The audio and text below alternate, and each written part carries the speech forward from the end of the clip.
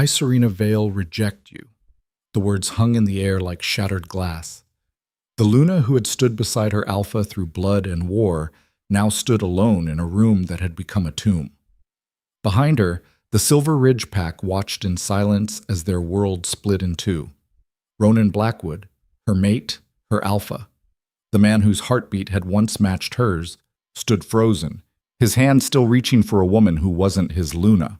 This is the story of a bond that should have been unbreakable, a betrayal that rewrote everything, and a woman who chose herself when the world told her she couldn't. Stay until the end to see how this ends. Drop a comment with the city you're watching from, and hit that like button. You won't believe where this goes. The first time Serena Vale understood what it meant to be Luna, she was standing in a forest clearing with her hands covered in someone else's blood. She'd been 22. The rogue attack had come without warning, 12 wolves crashing through the eastern border at dawn, teeth bared and eyes wild with territorial rage. Ronan had been leading the patrol. She'd been home, preparing breakfast for the council meeting, when the howl tore through the morning air. She hadn't thought. She'd just run. By the time she reached the clearing, 3 of their wolves were down. Ronan was grappling with the rogue Alpha, a massive gray beast whose claws had already opened a gash across Ronan's ribs. Serena had shifted mid-stride, her white wolf form smaller than most but faster, and she'd gone straight for the rogue's throat. Not to kill, to distract. It had worked. Ronan had recovered, rallied, finished it. And when the dust settled and the rogue scattered, he'd turned to her, human again, bleeding, furious, and said, "Don't ever do that again." But his eyes had said something else entirely. "Thank you." That night, under a moon that seemed to know exactly what it was doing, the mate bond had snapped into place between them. Not gentle, not soft, like a rope pulled taut between 2 ships in a storm, binding them together whether they were ready or not. Serena had felt it in her chest, in her bones, in the way her breath suddenly matched his. And Ronan, stoic, controlled Ronan, had looked at her like she was the only thing in the world that made sense. "You're mine," he'd said. "I know," she'd replied. It wasn't romantic, it wasn't a fairy tale, it was a fact, as undeniable as gravity. 3 months later, they stood before the pack, and she became Luna. Oh, that was 6 years ago. 6 years of learning what it meant to lead beside someone whose authority was absolute. 6 years of pack politics, territory disputes, alliances that required her to smile at alphas she didn't trust, and shake hands with Lunas who measured her worth in how quiet she kept. 6 years of standing behind Ronan in council meetings, speaking only when spoken to, because that was what a good Luna did. She told herself it didn't matter, that partnership didn't mean equality, that the bond was what counted. But lately, something had started to crack. It wasn't one thing, it was 1,000 small things. The way Ronan stopped asking her opinion before making decisions. The way he'd introduced her at the Northern Summit as my Luna instead of by name. The way he'd started staying late at the pack house, long after everyone else had gone home, citing paperwork, strategy, responsibilities that apparently didn't require her input. And then there was Isla Thorne, 26, blonde, sharp-eyed, and the daughter of the Eastern Ridge Alpha. She'd arrived 2 months ago as part of a diplomatic exchange, a gesture of goodwill between neighboring packs. Ronan had insisted it was necessary, that the Eastern Ridge had resources Silver Ridge needed, that having Isla here would strengthen their alliance. Serena had agreed because that was what a good Luna did. But she'd noticed things, the way Isla lingered after meetings, the way she laughed a little too loud at Ronan's comments, the way Ronan's gaze sometimes followed her across the room before he caught himself. Serena had told herself she was being paranoid, that the bond would tell her if something was wrong, that Ronan would never, he would never. The trip to the Crescent Valley Pack was supposed to take 4 days. Serena had gone as Silver Ridge's representative to negotiate a trade agreement, timber for medical supplies. It was tedious work, the kind of diplomacy that required patience and careful wording, and Ronan had insisted she was better suited for it than he was. "You're good at this," he'd said, kissing her forehead the morning she left. "Better than me." She'd smiled, believed him, ignored the small voice in her head that wondered why he'd been so quick to send her away. The negotiations went smoothly, too smoothly. By the third day, the Crescent Valley Alpha had agreed to terms that were better than Serena had hoped for. She'd wrapped things up a day early and decided to surprise Ronan. She'd driven through the night, exhaustion tugging at her, but excitement winning out. She missed him, missed the way he used to pull her close in the mornings before the day started, missed the version of them that had existed before everything got so complicated. She pulled into the Silver Ridge territory just after midnight, the pack house dark except for a single light in Ronan's office. He was still awake. Good. She climbed the stairs quietly, a smile on her face, already imagining his surprise. The office door was slightly ajar, and she pushed it open without knocking. And then the world stopped. Ronan was there. So was Isla. They were on the couch, his couch, the one Serena had picked out herself 3 years ago. His hand was in Isla's hair, her mouth was on his, and for one horrible, crystalline second, Serena's brain refused to process what she was seeing. Then Ronan looked up. His eyes went wide. Isla pulled back, her lipstick smeared, her expression somewhere between shock and something else, something that looked almost like satisfaction. Serena, her name came out of his mouth like a curse. She didn't move, couldn't. Her body had gone numb, every nerve ending shut down except for the one that connected her to him, the bond that was suddenly screaming in her chest like a wounded animal. Serena, wait! She turned and walked out. Not ran, walked, down the hallway, down the stairs, out the front door and into the night air that suddenly felt too thin to breathe. Behind her, she heard him following, heard his footsteps, his voice calling her name, but it sounded distant, like he was shouting from underwater. She made it to the tree line before he caught up to her. Serena, stop! His hand closed around her wrist, and she spun on him so fast he actually stepped back. Don't touch me! Her voice didn't sound like hers. It was too calm, too cold. Ronan's face was pale, his eyes wild. Let me explain. Explain? The word came out sharp. Explain what exactly? What you were doing? Who she was? How long this has been going on? It's not... He ran a hand through his hair, and she saw it then. The guilt, the panic, the look of a man who knew he'd been caught. It's not what you think. Really? She laughed, and the sound was bitter. Because I think I walked in on my mate with another woman's tongue down his throat. Am I wrong? He flinched. Serena, how long? What? How long? He hesitated. That hesitation told her everything. 6 weeks, he said finally. 6 weeks. 6 weeks of coming home to him. 6 weeks of lying beside him. 6 weeks of believing that the bond meant something. Why? The question came out broken. Ronan looked away. I don't know. That's not an answer. I don't have a better one. His voice rose, frustration bleeding through. It just happened. The pressure, the expectations, everything I have to be for this pack. I needed... You needed what? Serena stepped closer, and she saw him actually take a step back. Good. You needed someone who wasn't your mate. Someone who didn't stand beside you through every battle, every decision, every sleepless night? That's not fair. Fair? Her voice cracked. You want to talk about fair? I gave up everything for you. My pack, my freedom, my future. I became what you needed me to be, and you... She stopped, swallowed, forced herself to breathe. Does she know? Serena asked quietly. About the bond. Ronan's jaw tightened. Yes. Of course she did, which meant Isla had known exactly what she was doing, and Ronan had let her. I'm sorry, Ronan said, and he actually sounded like he meant it. Serena, I'm so sorry. It was a mistake. It meant nothing. Nothing? Serena's laugh was hollow. Then why did you keep doing it? He didn't have an answer for that. The bond between them was still there, still humming in her chest, but it felt different now. Tainted. Like something beautiful that had been dragged through mud. I love you, Ronan said desperately. You have to know that. You're my mate, my Luna. Nothing changes that. Everything changes that. Serena, please sit. Choose. The word hung between them. Ronan stared at her. What?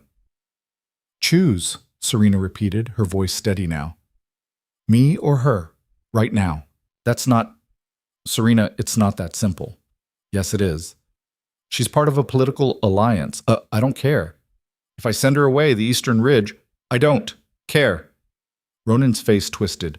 You're asking me to jeopardize the pack's stability because you're upset. I'm asking you to choose your mate over the woman you've been screwing behind her back.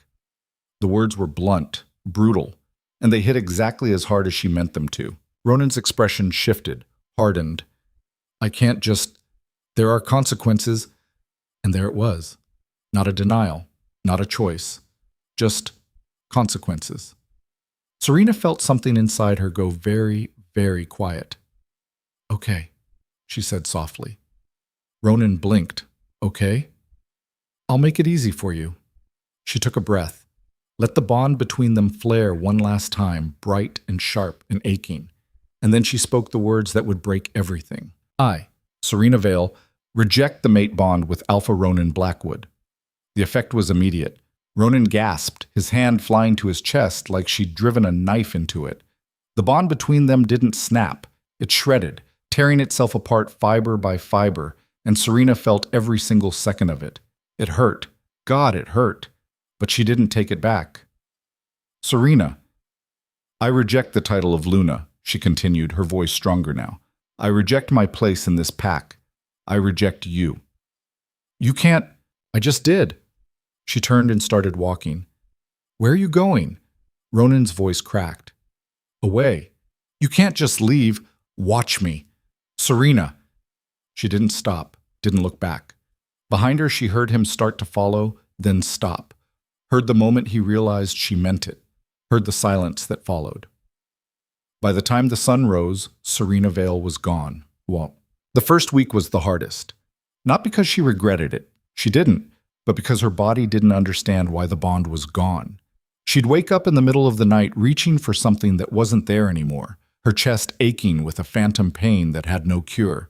She'd left with nothing but the clothes on her back and the small emergency fund she'd kept hidden in an account Ronan didn't know about. Smart, in retrospect. Paranoid at the time. She found a motel 2 states over, paid cash, kept the curtains drawn, and she let herself fall apart. Not dramatically, not loudly, just quietly, thoroughly, completely. She cried until there was nothing left, slept for 16 hours at a time, ignored the phone calls from pack members, from friends, from Ronan's beta asking her to please come back. They could work this out. On the 8th day, she stopped crying. On the 9th day, she got up, showered, and looked at herself in the mirror. The woman staring back at her was a stranger. Hollow-eyed, too thin, lost. Serena hated her. Good, she thought. Let's fix that. She started small. A gym membership at a rundown boxing club on the edge of town. The kind of place where no one asked questions and everyone minded their own business. She trained. Not like she had before with the pack, where everything was structured and controlled. She trained like someone trying to outrun her own skin. Brutal, relentless. Until her knuckles bled and her muscles screamed and her mind finally went quiet. The owner, a grizzled ex-Marine named Dutch, watched her for 3 days before he said anything. You running from something or towards something? Serena didn't look up from the heavy bag. Does it matter? Depends on whether you plan to survive it. She hit the bag harder. Dutch grunted. Survival it is then. He started training her properly after that. Not just fighting, strategy, control.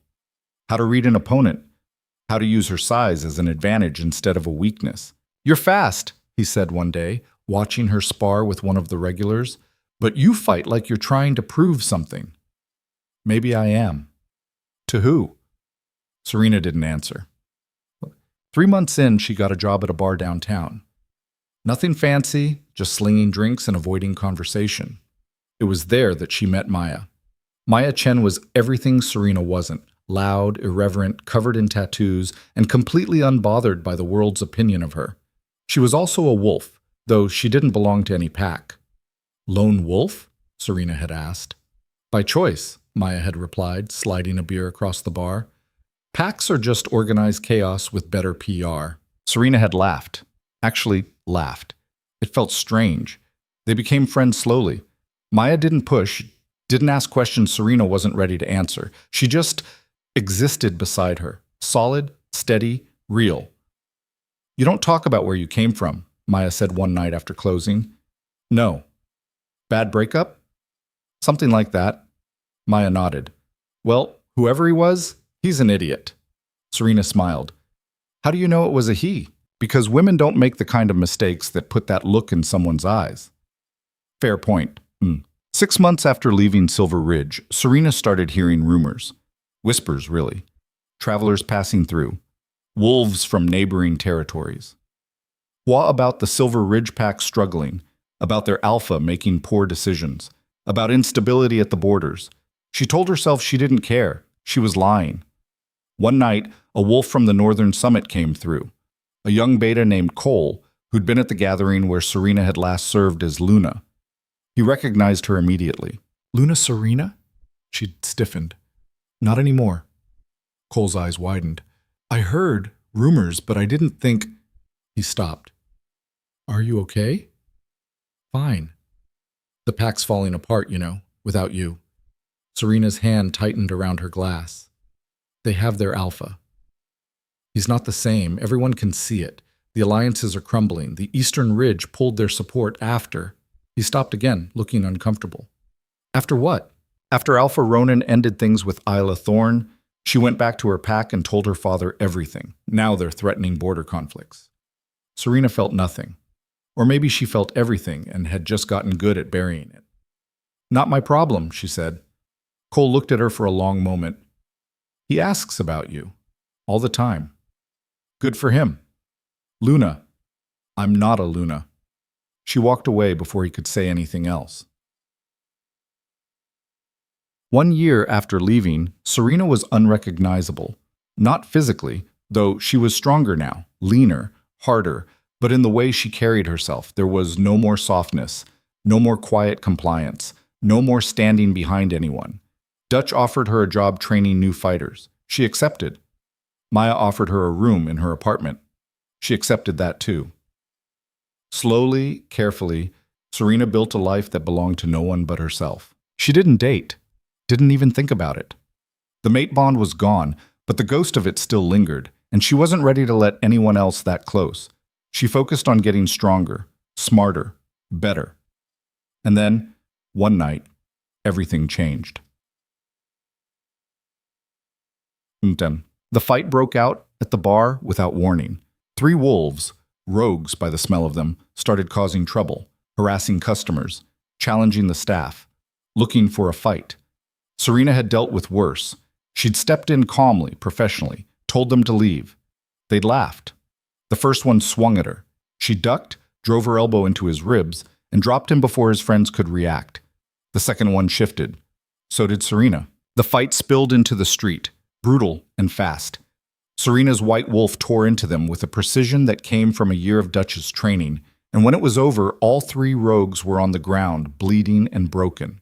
She'd shifted back, breathing hard, when she realized they had an audience. A woman stood at the edge of the crowd, mid-50s, gray hair, sharp eyes that missed nothing.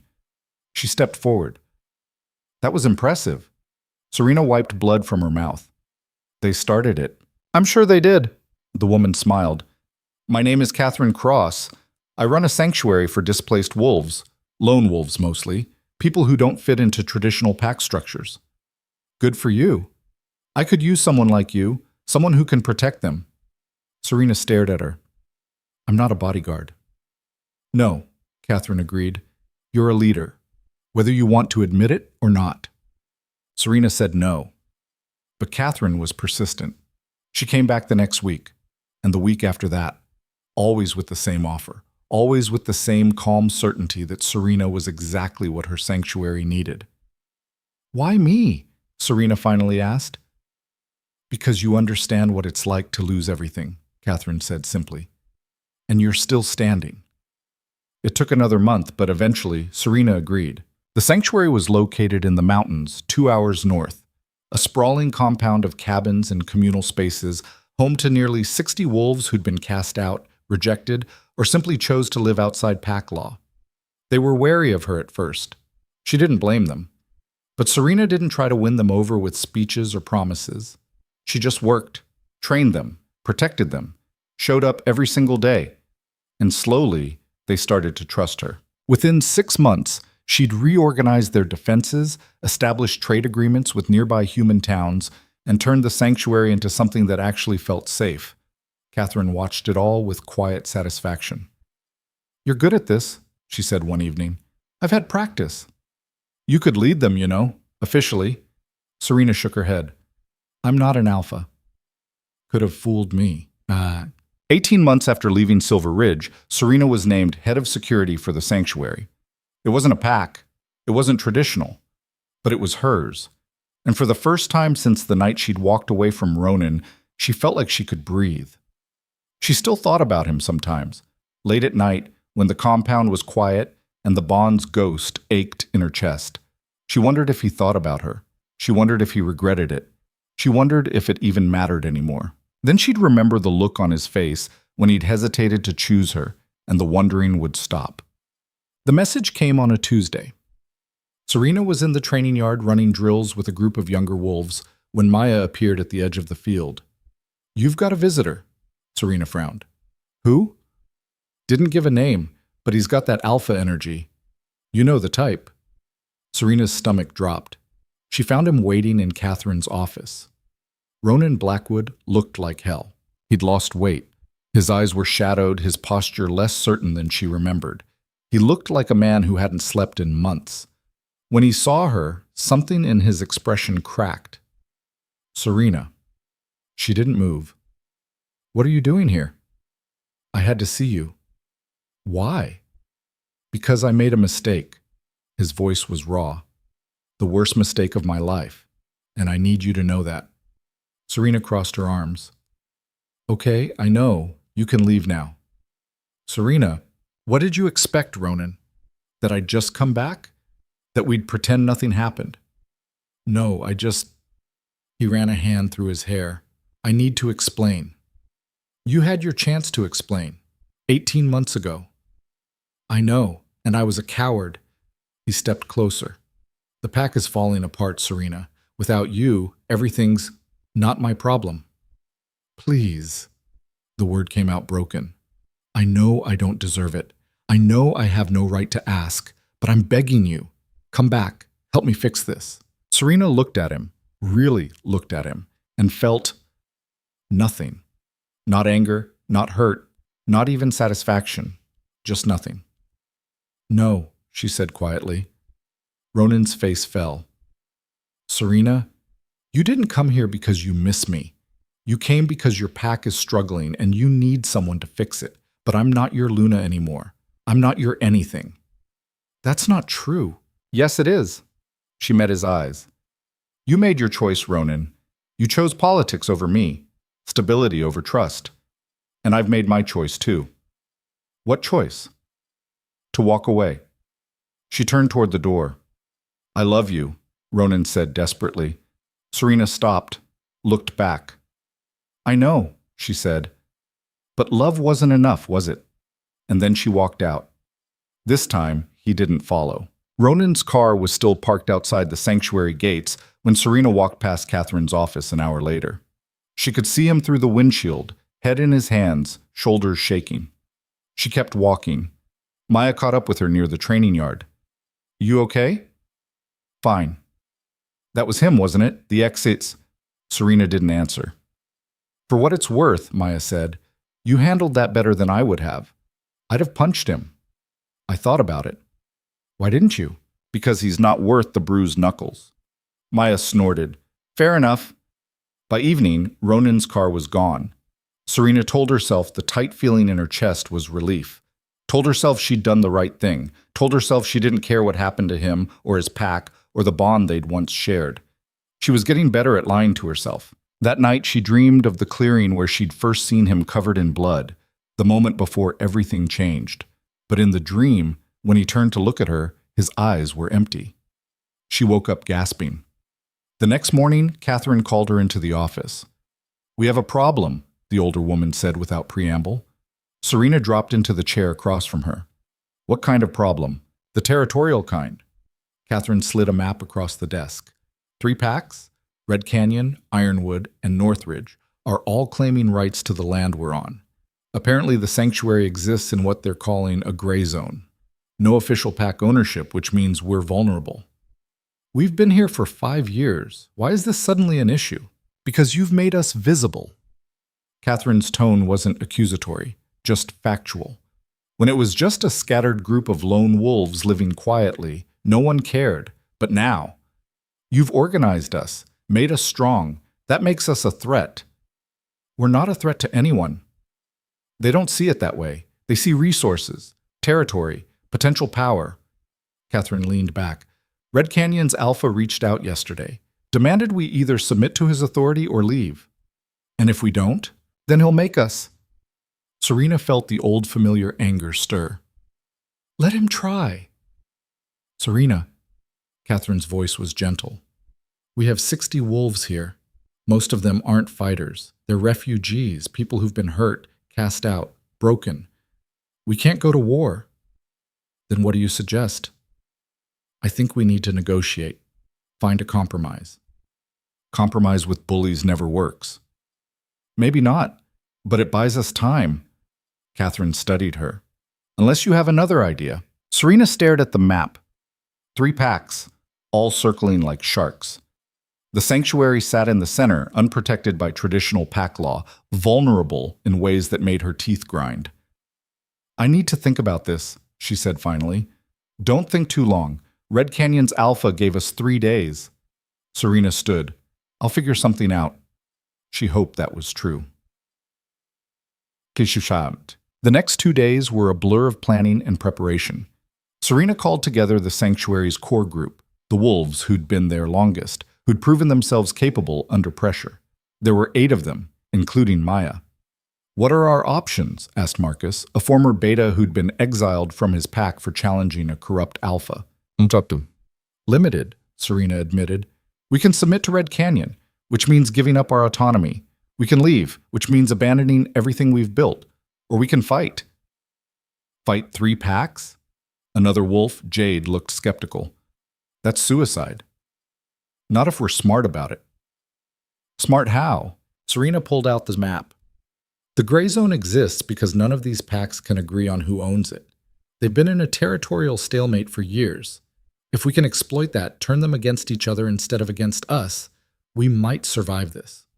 Maya leaned forward. You want to play them off each other. I want to make ourselves too valuable to eliminate and too complicated to absorb. Marcus frowned. How? By becoming a neutral territory, a buffer zone. We offer services none of them can get elsewhere. Mediation, trade facilitation, neutral ground for negotiations. We make ourselves useful enough that destroying us would cost them more than tolerating us. That's a long shot, Jade said. You have a better idea? Silence. I didn't think so. Serena straightened. We have 1 day before Red Canyon's deadline. I'm going to their territory tomorrow to make our case. If it works, great. If it doesn't, she met each of their eyes. Then we fight. No one argued. Red Canyon territory was a 4-hour drive south, through dense forest and winding mountain roads that made Serena's truck groan in protest. She went alone, despite Maya's protests. This is stupid, Maya had said that morning. You're walking into hostile territory without backup. If I bring backup, it looks like a threat. I need to appear non-threatening. You could never look non-threatening if you tried. Serena had almost smiled at that. The Red Canyon pack house was exactly what she'd expected. Large, imposing, built more like a fortress than a home. Guards flanked the entrance, both in human form but radiating enough dominance to make their wolf nature obvious. State your business, one of them said. I'm here to see Alpha Garrett. He's expecting me. Name? Serena Vale. The guard's eyes widened slightly. He muttered something into a radio, then nodded toward the door. 2nd floor. He'll meet you in his office. Serena climbed the stairs, every instinct screaming at her to turn around, to run, to get out before this went sideways. But she'd learned a long time ago that survival meant walking toward danger, not away from it. Alpha Garrett was waiting in a room that smelled like cigars and old money. He was older than she'd expected, Mid-50s, gray at the temples, with eyes that had seen too much and trusted too little. "Luna Serena," he said, standing. "Or is it just Serena now?" "Just Serena. Pity. I heard you were quite good at your job." He gestured to a chair. "Sit." She remained standing. "I'm here to discuss the sanctuary." "There's nothing to discuss. The land belongs to Red Canyon. You're squatting on our territory. The land is unclaimed. It's been unclaimed for a decade. Because we allowed it to be. That grace period is over." "Why now?" Garrett smiled, but it didn't reach his eyes. "Because you've made it worth claiming. Catherine Cross's little charity project was harmless when it was just a few strays hiding in the woods. But you've turned it into something else, haven't you? Training fighters, establishing trade, building infrastructure." He leaned back. "You're creating a pack in everything but name. We're not a threat to you. Not yet, but give it time." He studied her. "I'll make this simple. Submit to Red Canyon's authority. Your sanctuary becomes an extension of my pack. You follow my rules, pay tribute, and in return, I offer protection. And if we refuse? Then I take the land by force, and your people scatter. Some might survive. Most won't." He said it casually, like he was discussing the weather. Serena's hands curled into fists. "There's another option." "Oh? We remain independent, but we offer services. Neutral ground for pact negotiations, trade facilitation, mediation when disputes arise. We become valuable to all three packs without threatening any of you." Garrett laughed. "You think Ironwood and Northridge will agree to that?" "I think they'll agree to anything that doesn't give you sole control over the gray zone." The Alpha's smile faded. "Careful, Serena. You're in my territory making threats." "I'm not threatening. I'm offering a solution that benefits everyone.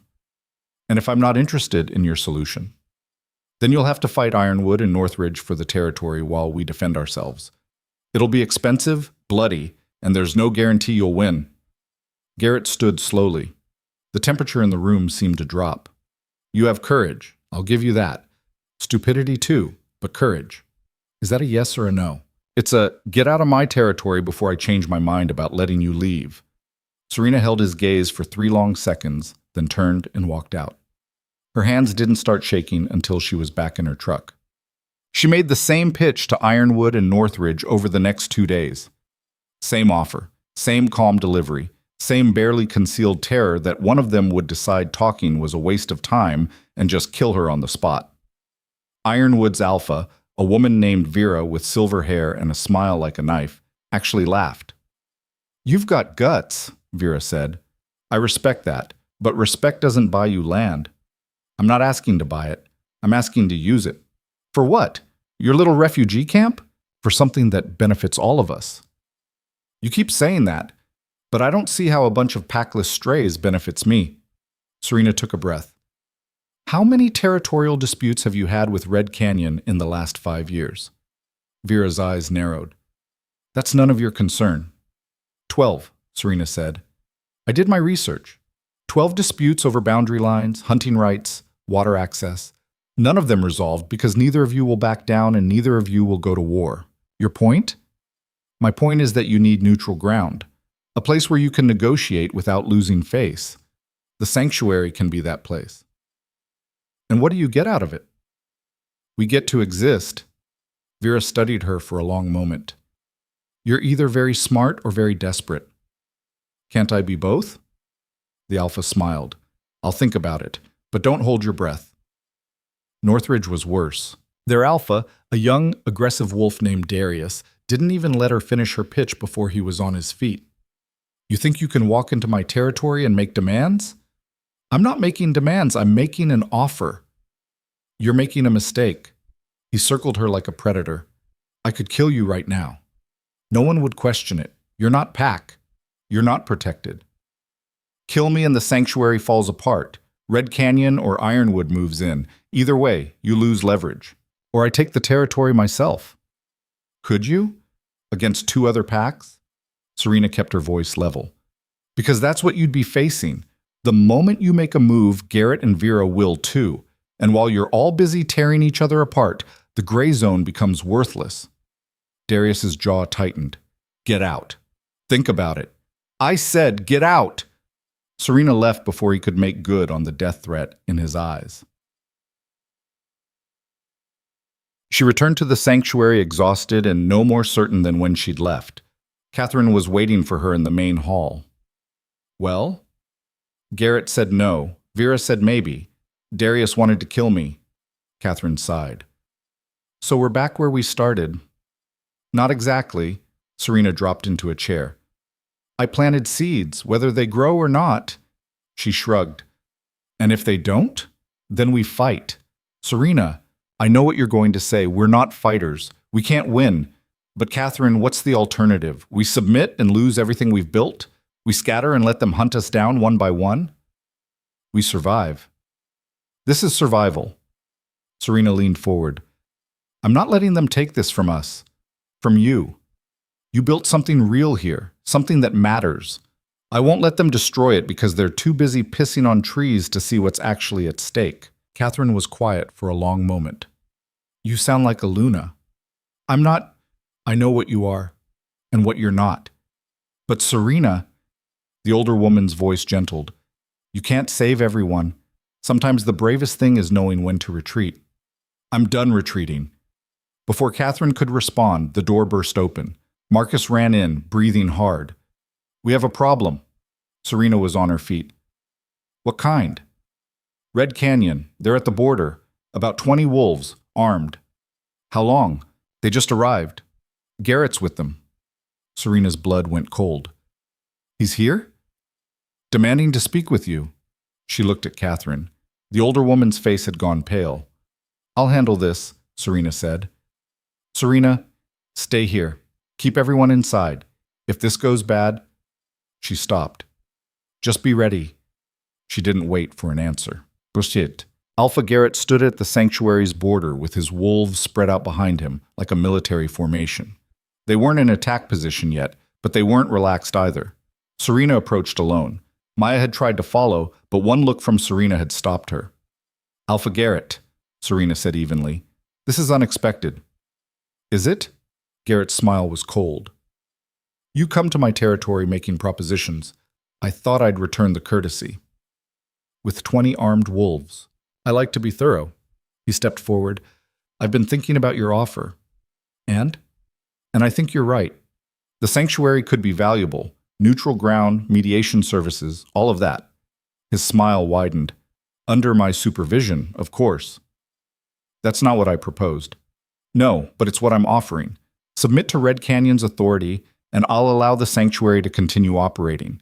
You'll have autonomy in day-to-day operations, but ultimate authority stays with me. That's just annexation with better PR. Call it what you want. Those are the terms. And if I refuse? Garrett's expression hardened. Then we have a problem. Behind him, his wolves shifted. The threat was clear. Serena's mind raced. 20 trained fighters against her 60 refugees, most of whom had never been in a real fight. It would be a massacre. But if she submitted, if she let Garrett take control, everything they'd built would belong to him. He'd use them, discard them when they were no longer useful, and the sanctuary would become just another extension of pack politics. She couldn't let that happen. I need time to consider, she said. You have until sundown tomorrow. That's less than 24 hours. Then you'd better think fast. Garrett turned to leave, then paused. Oh, and Serena? Don't try to run. I have wolves watching every exit. You're not going anywhere. He left with his pack, disappearing into the trees like shadows. Serena stood there for a long moment, fists clenched, mind spinning. When she turned back to the sanctuary, she found 30 pairs of eyes watching her from the windows, waiting, trusting her to fix this. She had no idea how. The emergency meeting that night was tense. Every wolf in the sanctuary crowded into the main hall, voices overlapping in fear and anger. We should submit, someone said. It's better than dying. It's the same thing, Marcus shot back, just slower. We could scatter, Jade suggested. Disappear before Garrett makes his move. And go where? Maya's voice cut through the noise. You think other territories will welcome us? We're lone wolves. No one wants us.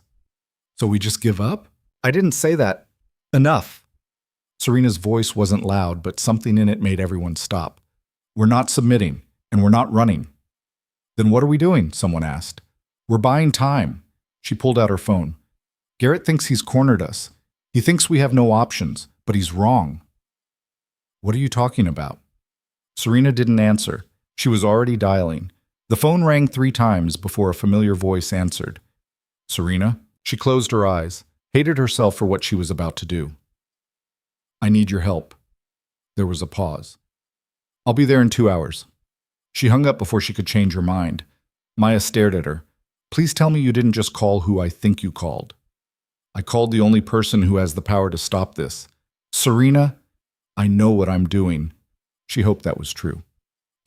Ronan arrived 90 minutes later with 6 of his best fighters. He looked worse than he had at their last meeting, if that was possible, but his eyes were sharp. Where's Garrett? He asked. Camped 2 miles south, waiting for my answer. And what are you going to tell him? That depends on you. Ronan followed her into Catherine's office. The older woman took one look at him and stood. I'll give you privacy. When they were alone, Serena forced herself to meet his eyes. I need you to claim the sanctuary. Ronan blinked. What? Officially, as Silver Ridge territory. It's the only way to protect it from Red Canyon. Serena, I can't just... That's a major territorial expansion. It'll cause problems with... I know. But it's the only option that doesn't end with everyone here dead or subjugated. And what do you get out of this? Safety. For people who deserve it. Ronan studied her. What are you not telling me? That this is the hardest thing I've ever had to ask. That I hate that you're the only one who can help. That if there was any other way... Her voice cracked. But there isn't. Serena, please. The word felt like glass in her throat. I'm not asking for me. I'm asking for them. Ronan was quiet for a long moment. Then, what happens after? After? After I claim the sanctuary. Do you come back to Silver Ridge? Serena's laugh was bitter. No. Then why would I do this? Because it's the right thing to do. Because these people need protection. Because... She stopped. Because maybe you owe me this much. The words hung between them. Ronan's expression shifted. Something that might have been pain or regret, or both. Okay, he said finally. Okay? I'll do it. I'll claim the sanctuary as Silver Ridge territory, but Serena... He stepped closer. This doesn't fix what I broke. I know. And you're really not coming back. No. He nodded slowly. Then I guess this is goodbye. Yeah, Serena said softly. I guess it is. Ronan met with Garrett the next morning at the border. Serena watched from a distance, her heart in her throat. The conversation was short, heated. At one point, Garrett's wolves shifted, ready to attack, but Ronan held his ground. When it was over, Garrett left with his pack. Ronan returned to where Serena stood. It's done, he said. The sanctuary is officially under Silver Ridge protection. Garrett won't touch it. Thank you. Don't. His voice was rough. Don't thank me for doing what I should have done from the start. What do you mean? Protecting you, choosing you, being the mate you deserved.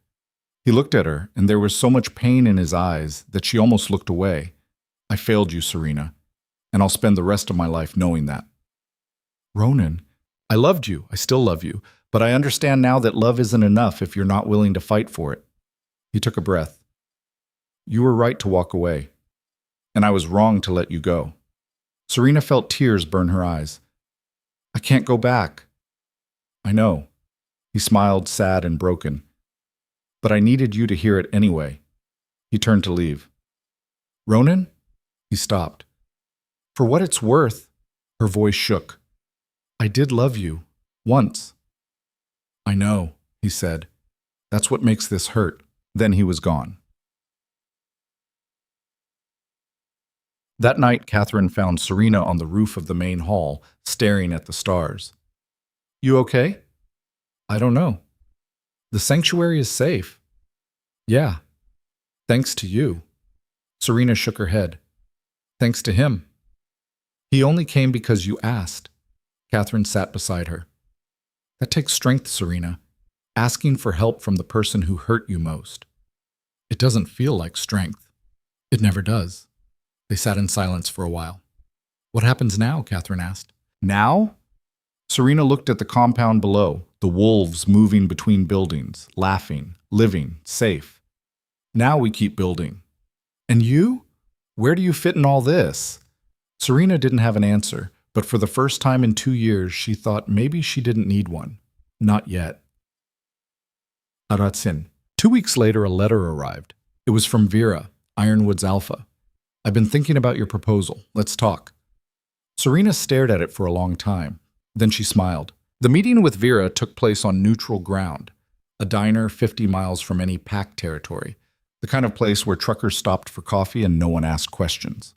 Serena arrived first. She ordered black coffee and sat in a booth facing the door, every muscle tense despite the casual setting. Vera showed up 20 minutes later with 2 guards who positioned themselves by the entrance. The alpha slid into the booth across from Serena, waving off the waitress. You look tired, Vera said. Haven't been sleeping well. Guilt or fear? Neither. Planning. Vera's lips curved. I like you, Serena. You don't waste time on pleasantries. I learned the hard way that pleasantries don't keep people alive. Smart. Vera folded her hands on the table. I've been thinking about your proposal, the neutral ground idea. It has merit. But I need assurances, real ones. Not just your word that the sanctuary won't become a threat down the line. What kind of assurances? A treaty, formal, with terms that benefit both parties. You provide neutral ground and mediation services. I provide resources, supplies, medical support, trade access. Vera leaned back. But here's the catch. I want representation. Serena's stomach tightened. Meaning? Meaning I want one of my wolves stationed at the sanctuary, permanently. Someone I trust to make sure you're keeping your end of the bargain. That's not neutrality. That's surveillance. That's insurance. Vera's eyes didn't waver. Red Canyon already has ties to you through Silver Ridge's protection. Northridge will demand the same eventually. If I'm going to agree to this arrangement, I need eyes on the ground. And if I say no, then we don't have a deal, and eventually someone will make a move on that land. Might be me, might be Garrett, might be Darius, but it'll happen. Serena stared at her coffee. The choice was impossible. Accept Vera's terms and compromise the sanctuary's independence, or refuse and risk everything they'd built. I need to discuss this with Catherine, she said finally. You have 48 hours. Vera stood, dropped a 20 on the table, and left without another word. Serena sat there for another hour, trying to figure out how this had become her life. Catherine was not happy. Absolutely not, she said when Serena explained Vera's terms. We're not letting pack wolves station themselves here. That defeats the entire purpose of being a sanctuary. I know. Then why are you even considering it? Because the alternative is worse. Serena rubbed her temples. Vera's right. Red Canyon has influence through Silver Ridge now. If we don't give Ironwood something similar, they'll see us as an extension of Garrett's territory, and Northridge will follow suit. So we're supposed to let all 3 packs plant spies here? Representatives, not spies. There's a difference? Serena didn't have an answer for that. Marcus spoke up from his position by the door. What if we control who they send, set parameters? No enforcers? No one with authority to overrule our decisions. Just observers. Observers who report everything back to their alphas, Jade muttered. Better than wolves who come in and take over, Marcus shot back. The argument spiraled from there. Voices rising, accusations flying, fear bleeding into anger, bleeding into desperation. Serena let it go for 5 minutes before she'd had enough. Stop. Everyone went quiet. Here's what's happening, Serena said, her voice flat. We're going to accept Vera's terms. We're going to negotiate similar arrangements with Red Canyon and Northridge. And we're going to make damn sure that every representative they send understands that this is our territory and our rules. That's a mistake, someone said. Maybe. But it's the mistake that keeps us alive. She looked around the room. Anyone who has a better idea, speak now. Silence. Then we move forward. The negotiations took 3 weeks. Vera agreed to send a young wolf named Kira, quiet, competent, and apparently more interested in avoiding pack politics than perpetuating them. Garrett sent Owen, a middle-aged beta who looked like he'd rather be anywhere else. Northridge was last to agree, and Darius sent someone Serena didn't expect. Elena Rourke was 28, sharp-eyed, and radiating the kind of controlled aggression that came from years of fighting for every scrap of respect. "You're Darius's second," Serena said when they met. "Was." Elena's tone was clipped. "Got demoted for questioning his expansion plans. Now I'm here." "And how do you feel about that?" "Honestly, I don't care. Northridge is a powder keg. Darius is going to start a war he can't win, and I'm tired of watching good wolves die for his ego." She met Serena's eyes. "You give me a place where I don't have to watch my back every second. I'll give you honest reports. Deal?" Serena studied her, saw the exhaustion beneath the bravado, the kind of tired that came from surviving in a system designed to break you. "Deal," she said. Having the pack representatives change the sanctuary in ways Serena hadn't anticipated. Kira was easy. She kept to herself, took detailed notes, and seemed genuinely interested in how the sanctuary operated. Owen was equally unobtrusive, spending most of his time in the library Catherine had built. But Elena was different. She trained with the sanctuary wolves, ate meals in the communal hall, asked questions that weren't about politics or territory, but about people. Why they'd left their packs, what they wanted, what scared them. "You're not like other pack wolves," Maya said one evening, watching Elena spar with Marcus. "That a compliment or an insult?" "Haven't decided yet." Elena laughed. It was the first genuine sound Serena had heard from her. 2 months in, Elena pulled Serena aside after training. "We need to talk." Serena tensed. "About?" "Northridge. Darius is planning something." "What kind of something?" "The kind that ends with blood." Elena glanced around to make sure they were alone. "He's been talking about expanding territory. Hard expansion. Not negotiation, not treaties, just taking what he wants." "Does this involve the sanctuary?" "Not directly. But if Darius starts a war with Red Canyon or Ironwood, the gray zone becomes a battlefield, and your sanctuary is right in the middle." Serena felt ice slide down her spine. "When?" "I don't know. Soon. He's been stockpiling weapons, training more fighters. Whatever he's planning, it's big." "Why are you telling me this?" Elena's jaw tightened. "Because I'm done watching people die for nothing. And because—" She stopped. "Because you built something here that actually matters. I'm not letting Darius destroy it."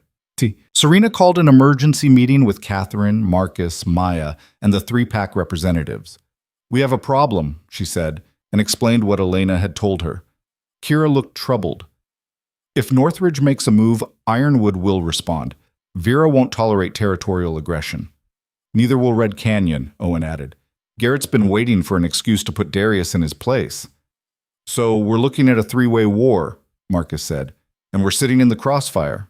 Not if we stop it before it starts." Serena turned to Elena. "You said Darius is stockpiling weapons. Where?" "Old warehouse on the eastern edge of Northridge territory. He's been moving supplies there for weeks." "How many wolves guarding it?" 6, maybe 8. Maya leaned forward. "You're thinking about hitting it." "I'm thinking about removing the option for war before Darius can start one." "That's insane," Jade said. "If we raid Northridge territory and get caught—" "We won't get caught. You can't know that." "No, but I can stack the odds." Serena looked at Kira and Owen. "I need you to get messages to your alphas. Tell them what's happening. Tell them the sanctuary is taking action to prevent a war, but we need their support if this goes sideways." "You want them to back a raid on another pack's territory?" Kira's voice rose. "They'll never—" "They will if the alternative is war. Vera and Garrett might hate each other, but they hate instability more." Owen nodded slowly. "She's right. Garrett won't risk a conflict he didn't start." "And Vera?" Serena pressed. Kira hesitated. "I'll ask, but I can't promise anything. That's all I need." The plan came together over the next week. Serena, Maya, Marcus, Elena, and 6 of the sanctuary's best fighters would hit the warehouse at night. They'd disable the guards, non-lethally, if possible, destroy the weapons cache, and disappear before Northridge could respond. "This is suicide," Maya said the night before the raid. Probably. And you're doing it anyway. Yeah, Maya sighed. At least let me drive. You navigate like my grandmother. Serena almost smiled. Nodded. They left at midnight, two vehicles packed with wolves who were either brave or stupid, or both. The drive to Northridge territory took 90 minutes, every mile ratcheting Serena's nerves tighter. Elena directed them to a service road that led to the warehouse. They parked a quarter-mile out and approached on foot. The building was exactly as Elena had described. Old, industrial, windows covered with grime. Two guards stood at the main entrance. Serena could smell four more inside. She signaled the team. Marcus and two others circled around back. Maya positioned herself near the side entrance. Serena and Elena approached the front guards. "Hey!" Elena called out casually. Both guards turned. One of them recognized her. "Elena, what are you doing here?" "Darius sent me. Said he wanted an inventory check." "At 1 in the morning?" "You know how he is." The guard looked uncertain. His partner reached for a radio. Serena moved. She was on him before he could press the button, her hand clamping over his mouth, while her other arm locked around his throat. He struggled for 3 seconds before going limp.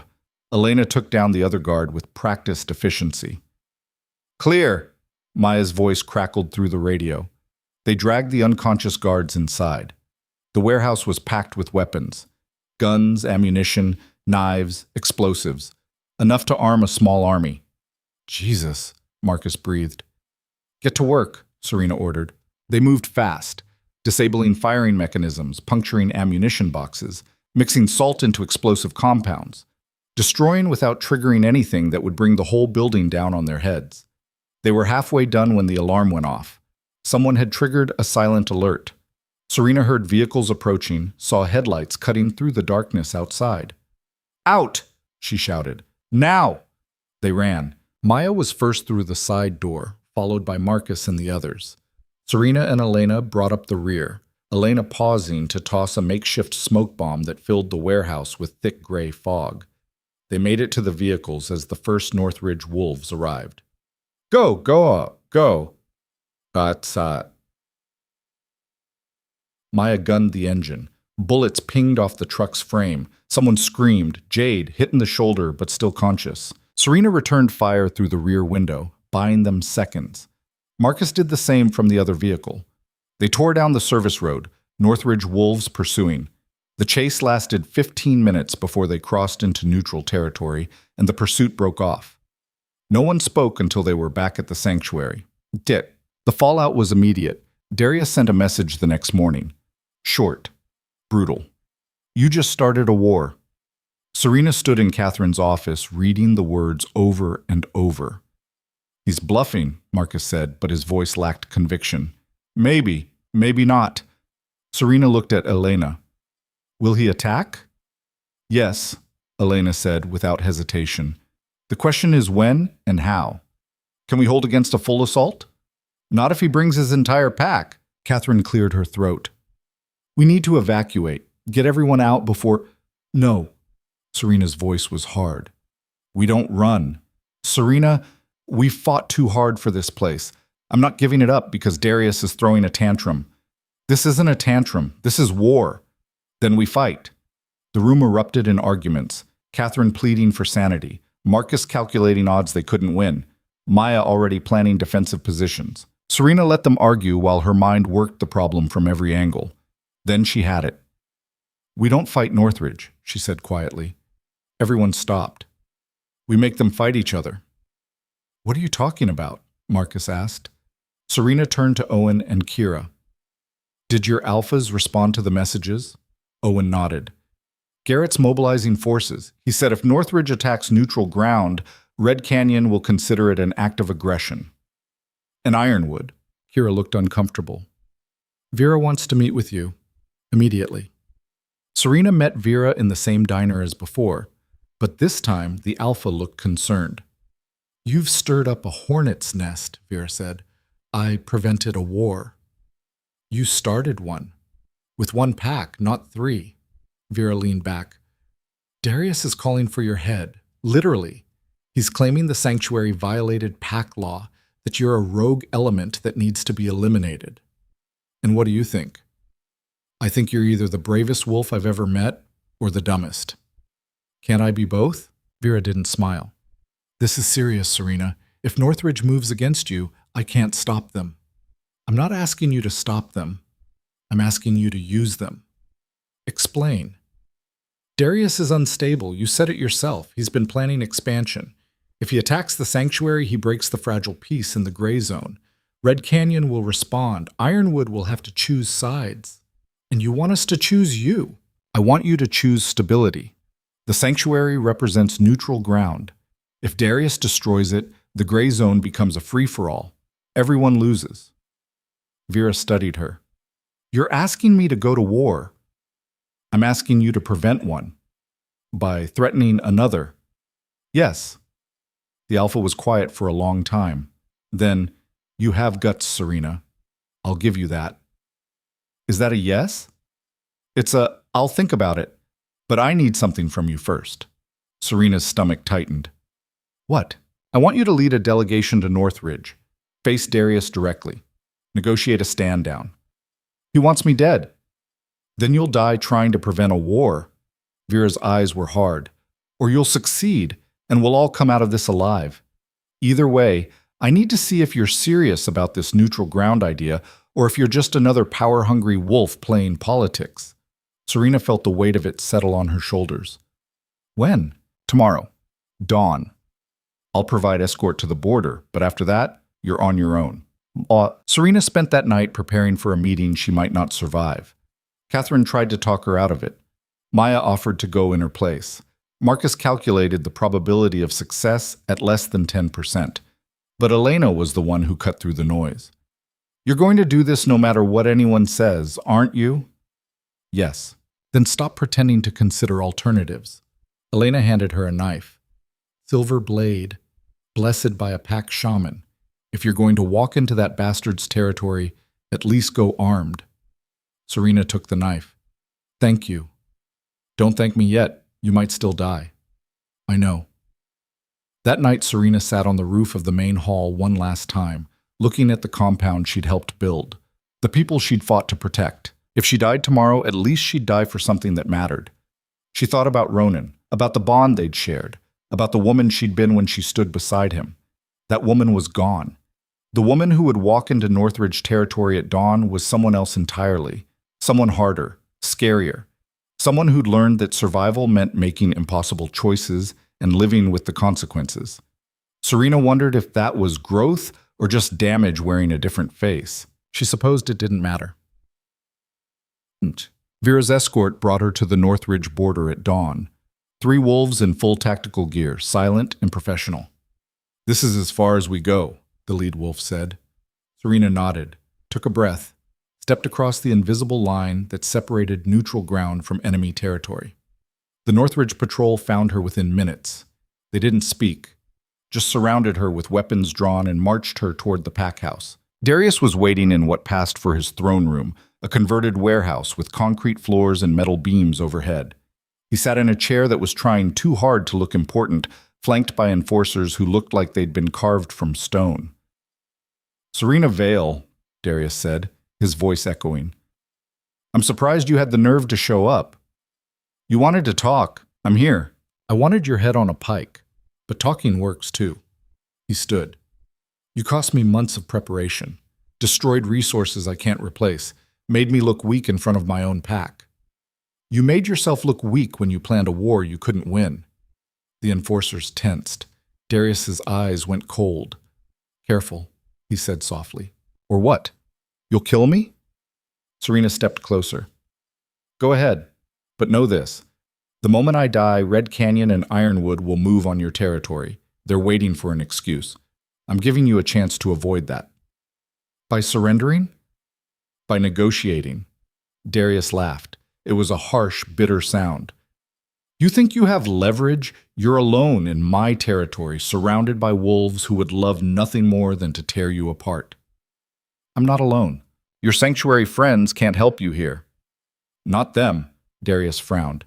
Then who? The explosion cut him off. It came from the eastern edge of the compound, a controlled detonation that shook the building and sent enforcers running. In the chaos, Elena appeared from the shadows behind Darius's chair, a gun pressed to the back of his head. "Surprise," she said. Darius froze. Serena allowed herself a small smile.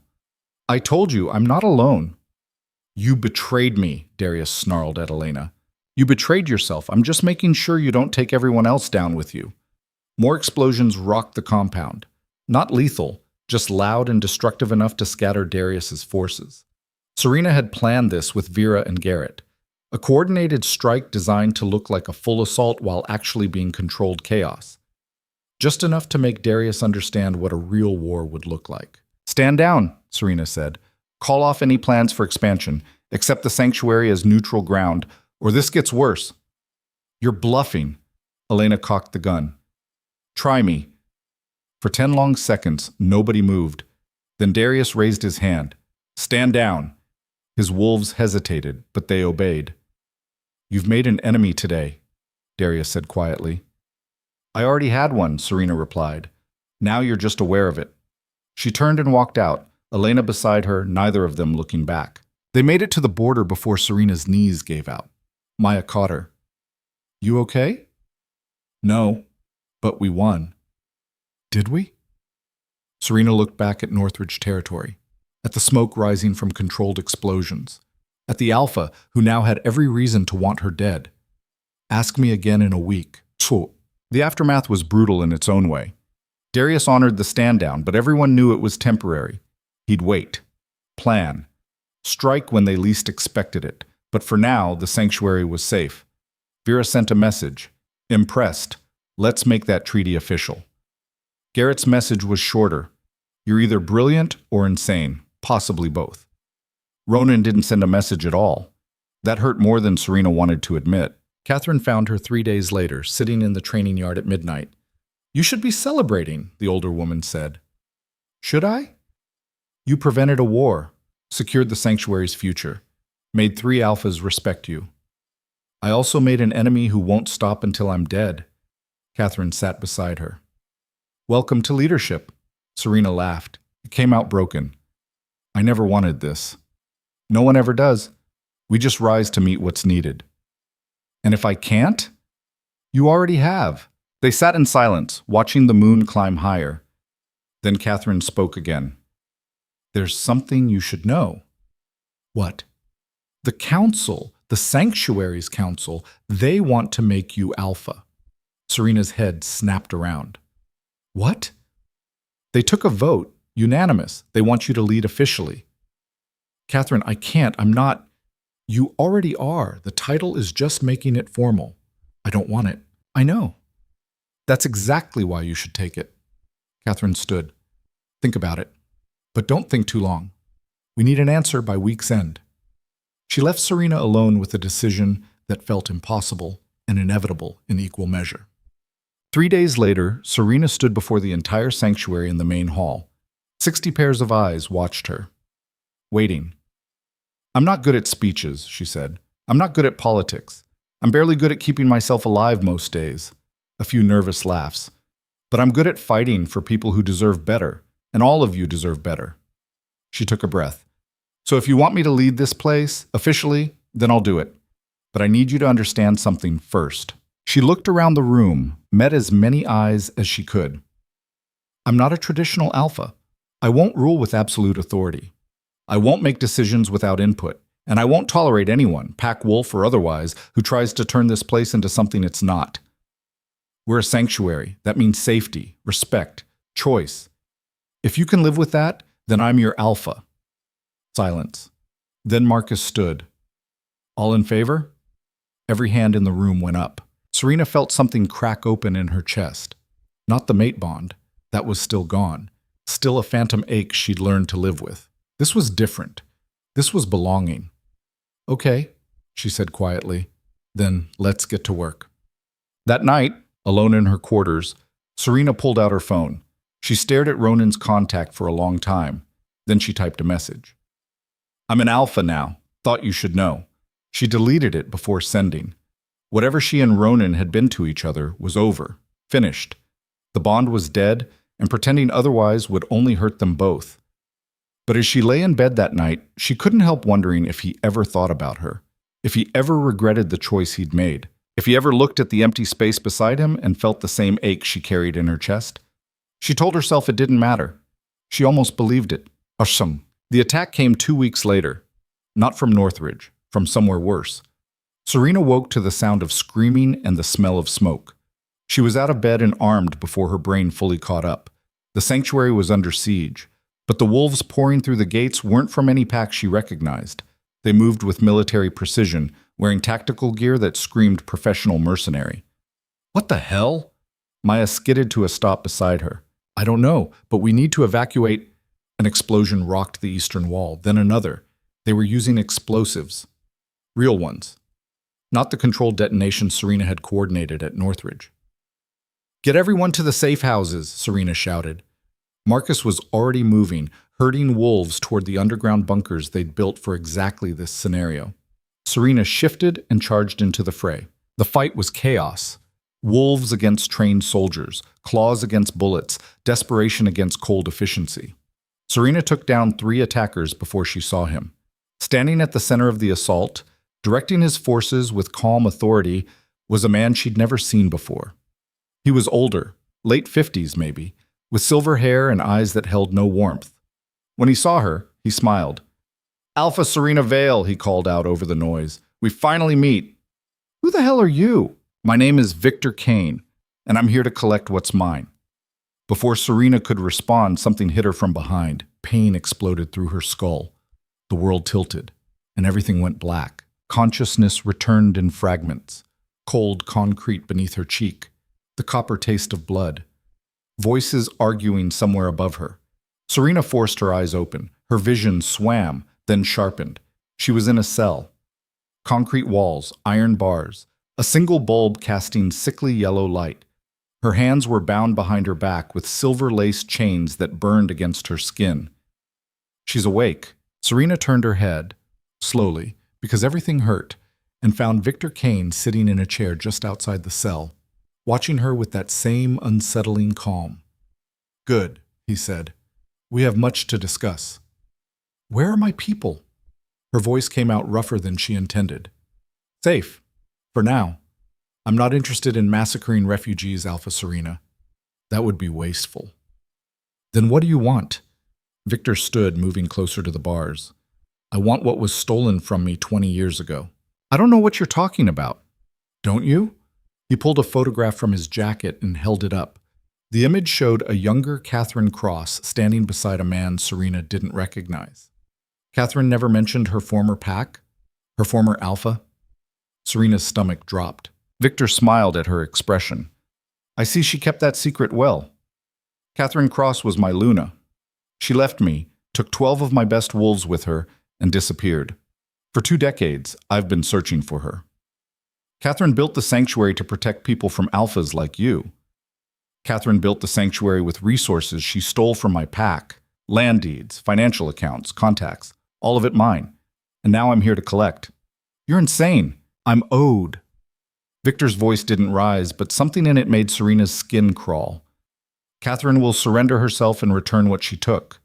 In exchange, I'll let the sanctuary wolves scatter. They can find new territories, new packs. I'm not unreasonable. And if she refuses, then I level this place to the ground and hunt down every wolf who calls it home. He said it like he was discussing the weather. The choice is hers. He turned to leave. She won't come, Serena said. Victor paused. She will.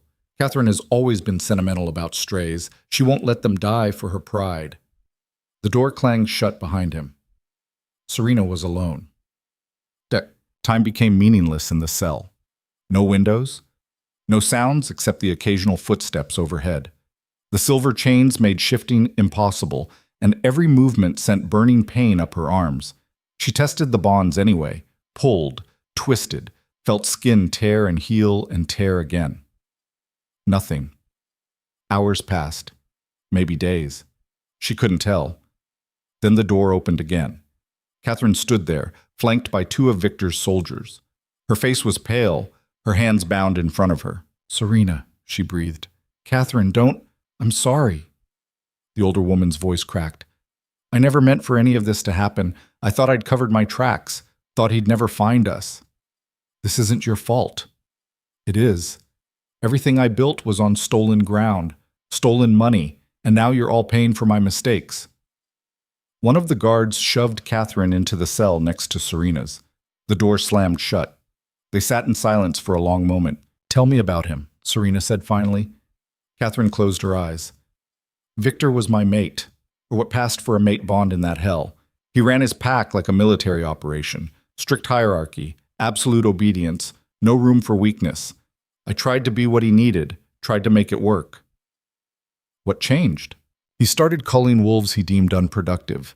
The elderly, the injured, anyone who couldn't contribute to his vision of a perfect pack. Catherine's hands trembled. I couldn't watch it anymore, so I took everyone who wanted out and we ran. With his resources. I needed something to rebuild with, to give us a chance. She looked at Serena. I knew he'd come eventually. I just hoped I'd be dead before he did. Well, he's here now, and he wants you. I know. You can't give yourself up. I don't have a choice. There's always a choice. Serena leaned her head back against the wall. We just need to find it. The opportunity came 6 hours later when one of the guards, younger, less experienced, brought food. He unlocked Catherine's cell first. Mistake. Catherine moved faster than Serena had ever seen her move. She grabbed the guard's arm, twisted, drove her knee into his gut. He went down hard. Serena was already moving. She used the bars to brace herself and kicked at the guard's temple. He dropped. Catherine grabbed his keys with shaking hands and unlocked Serena's cell, then the silver chains. The relief was immediate and overwhelming. Serena shifted, feeling her wolf surge to the surface, then shifted back. Can you fight? Catherine asked. Can you? I haven't forgotten how. They took the guard's weapons, 2 handguns and a knife, and moved toward the door. The building above was some kind of warehouse. Victor had turned it into a temporary base of operations, complete with armed patrols and surveillance equipment. How many men does he have? Serena whispered. At least 40, maybe more. And the sanctuary wolves? Locked in the eastern wing, I heard the guards talking. Serena's mind raced. 40 trained soldiers against 2 half-starved wolves with stolen weapons. The odds were impossible. Good thing she'd gotten used to impossible. We need a distraction, she said. Catherine pointed to a control panel near the back wall. Fire suppression system. If we trigger it, the whole building floods. That'll buy us maybe 5 minutes of chaos. Make it count. Catherine moved toward the panel while Serena positioned herself near the eastern corridor. She could hear voices. Sanctuary wolves, frightened but alive. The alarm shrieked to life. Water poured from the ceiling. Soldiers shouted, scrambling. Serena ran. She hit the first guard at full speed, driving her shoulder into his chest and sending him crashing into the wall. The second guard got his gun up, but Serena was faster. She grabbed his wrist, twisted until bone cracked, and took the weapon. 3 more guards came around the corner. Serena fired. 2 went down. The third charged. They collided in a tangle of limbs and fury. He was bigger, stronger, but Serena fought like someone with nothing left to lose. She got her arm around his throat and held until he stopped struggling. Catherine appeared, blood on her face, but eyes blazing. This way! They found the sanctuary wolves locked in what had once been a storage area. Maya saw Serena and nearly collapsed with relief. You're alive. Barely. We need to move. Now. Marcus was already organizing people. How many exits? 2 that I saw, both guarded. Then we fight our way out. Some of these wolves can't fight, Jade said, gesturing to the injured and elderly. Then the ones who can fight cover the ones who can't. Serena's voice cut through the panic. We move as a unit. No one gets left behind. Maya handed her a pipe. It's not much. It'll do. They moved through the warehouse like a wave. Sanctuary wolves who'd never fought in their lives suddenly found reserves of courage they didn't know existed. Those who could fight did. Those who couldn't ran. Serena stayed at the front, taking down guards with brutal efficiency. Catherine covered the rear. Maya and Marcus protected the flanks. They were 10 feet from the exit when Victor appeared. He stood alone, no weapons visible, completely calm despite the chaos around him. You disappoint me, Catherine, he said. I thought you'd learned your lesson about running. I learned plenty, including that you're not worth following. Victor's smile was cold. Still defiant. I always hated that about you. His eyes shifted to Serena. And you, the great Alpha Serena Vale. You've built quite a reputation. Get out of the way. Or what? You'll kill me. You can barely stand. He wasn't wrong. Serena's vision was blurring from blood loss and exhaustion, but she'd come too far to stop now. Last chance, she said.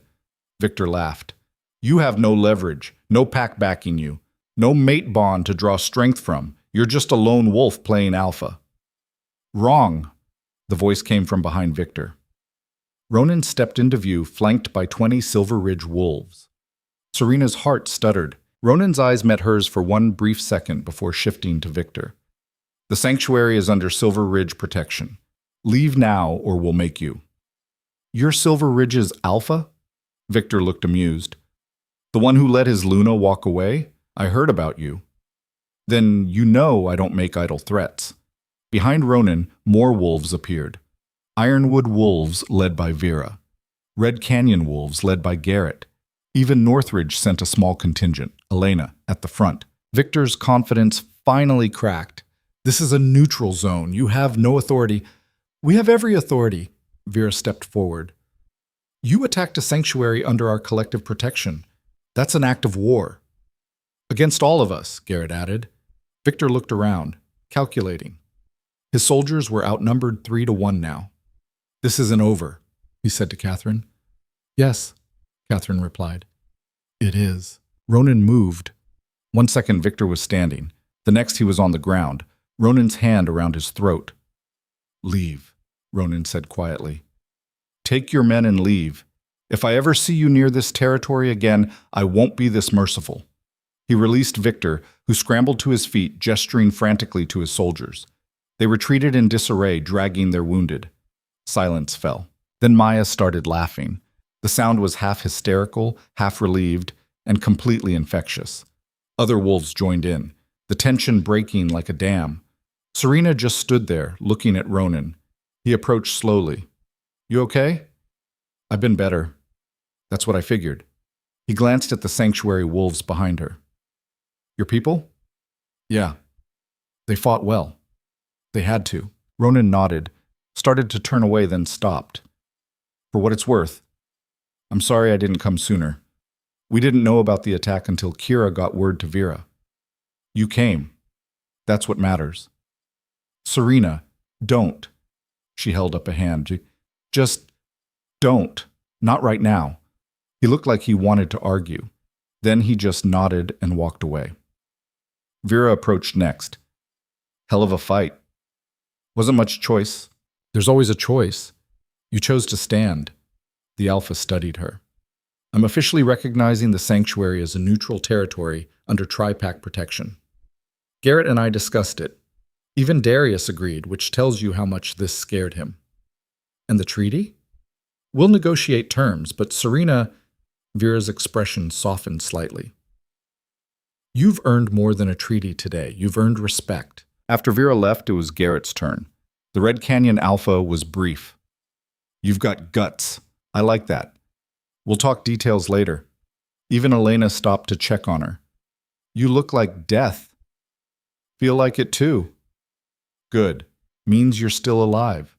Elena squeezed her shoulder. You did good, Alpha. The title settled over Serena like a weight and a gift in equal measure. Ishta. The cleanup took days. The sanctuary had sustained damage, but nothing they couldn't repair. 3 wolves had been killed in the initial assault. 7 more were injured. It could have been so much worse. Funerals were held, prayers spoken. The survivors held each other and promised to rebuild stronger. Serena threw herself into the work, repairing walls, organizing supply runs, coordinating with the pack representatives to formalize the protection agreement. She didn't sleep, didn't stop moving, because stopping meant thinking, and thinking meant feeling, and feeling meant acknowledging the hollow ache in her chest that had nothing to do with physical wounds. Maya finally cornered her on the 5th day. You need to rest. I'm fine. You're running on fumes and stubbornness. That's my baseline. Maya grabbed her arm. Serena, stop. Serena stopped. Talk to me, Maya said quietly. About what? About the fact that your ex-mate showed up with an army to save your life, and you've been avoiding him ever since. I'm not avoiding him. He left after you told him not to talk to you. Because there's nothing to say. Really? Because from where I'm standing, there's about 1,000 things neither of you are saying. Serena pulled away. It doesn't matter. The bond is broken. We're done. Are you? The question hung in the air. Serena didn't have an answer. Mom. Ronan found her 3 days later on the roof of the main hall. He climbed up without asking permission and sat beside her in silence. They stayed like that for 10 minutes before either of them spoke. I'm leaving tomorrow, Ronan said finally. Back to Silver Ridge. Okay. Serena, what do you want me to say, Ronan? Thank you for coming? I already said that. I want you to talk to me. Actually, talk to me, not just polite words that mean nothing. Fine. You want honesty? She turned to face him. I hated seeing you, hated that you were the one who came. Hated that some part of me was relieved because even after everything, I still... She stopped, swallowed. I still remember what it was like when the bond worked, when we worked, and I hate that I remember. Ronan was quiet for a long moment. I think about you every day. Don't. I can't help it. You were the best thing that ever happened to me, and I threw you away for someone who meant nothing. Then why did you do it? Because I was weak.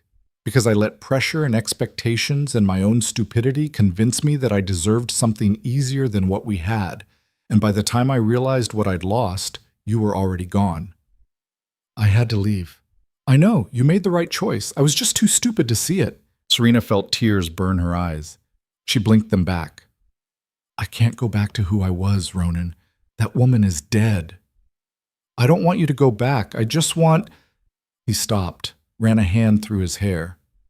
I don't know what I want, except maybe for you to be happy. Are you? Happy? She thought about the sanctuary, the wolves she'd saved, the respect she'd earned, the life she'd built from nothing. I'm getting there, she said honestly. Good. That's good. Ronan stood. I should go. Ronan? He paused.